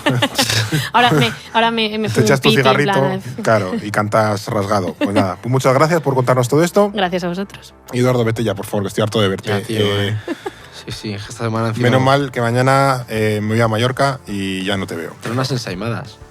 Pero rellenas de algo, porque la ensaimada sin relleno es horrible. Ya estamos. No te vuelvas a meter en ofender a gente como lo de tomar arroz por la noche en Valencia, que eso fue ofensivo para ellos. Bueno, encima, para mí parece una... No, para. Pero me gusta tanto no, Valencia que soy una paellita. Ay, bueno. Ni que hubiera insultado a... Persona non grata. Y llamar desayunet al esmorzar. Ay. Eduardo! Desayunet. Ese catalonírrico ahí. ¡Ale! Entonces, Eduardo ha ofendido a mucha gente. Entonces, decidnos la gente de Mallorca. Era fácil. Estábamos con estos cómicos que hacen vídeos de paellas de guiris. Que son súper, no me acuerdo del nombre, son muy divertidos. Les mando un saludo. Bueno, pues que nos digan los oyentes de Mallorca cuál es la ensaimada canónica, la que se considera digna. Si la pela y mondá, la classic style, sin relleno de nada, crema, cabello de ángel. Venga, no sé. Fernando, que Bueno. te está yendo otra vez.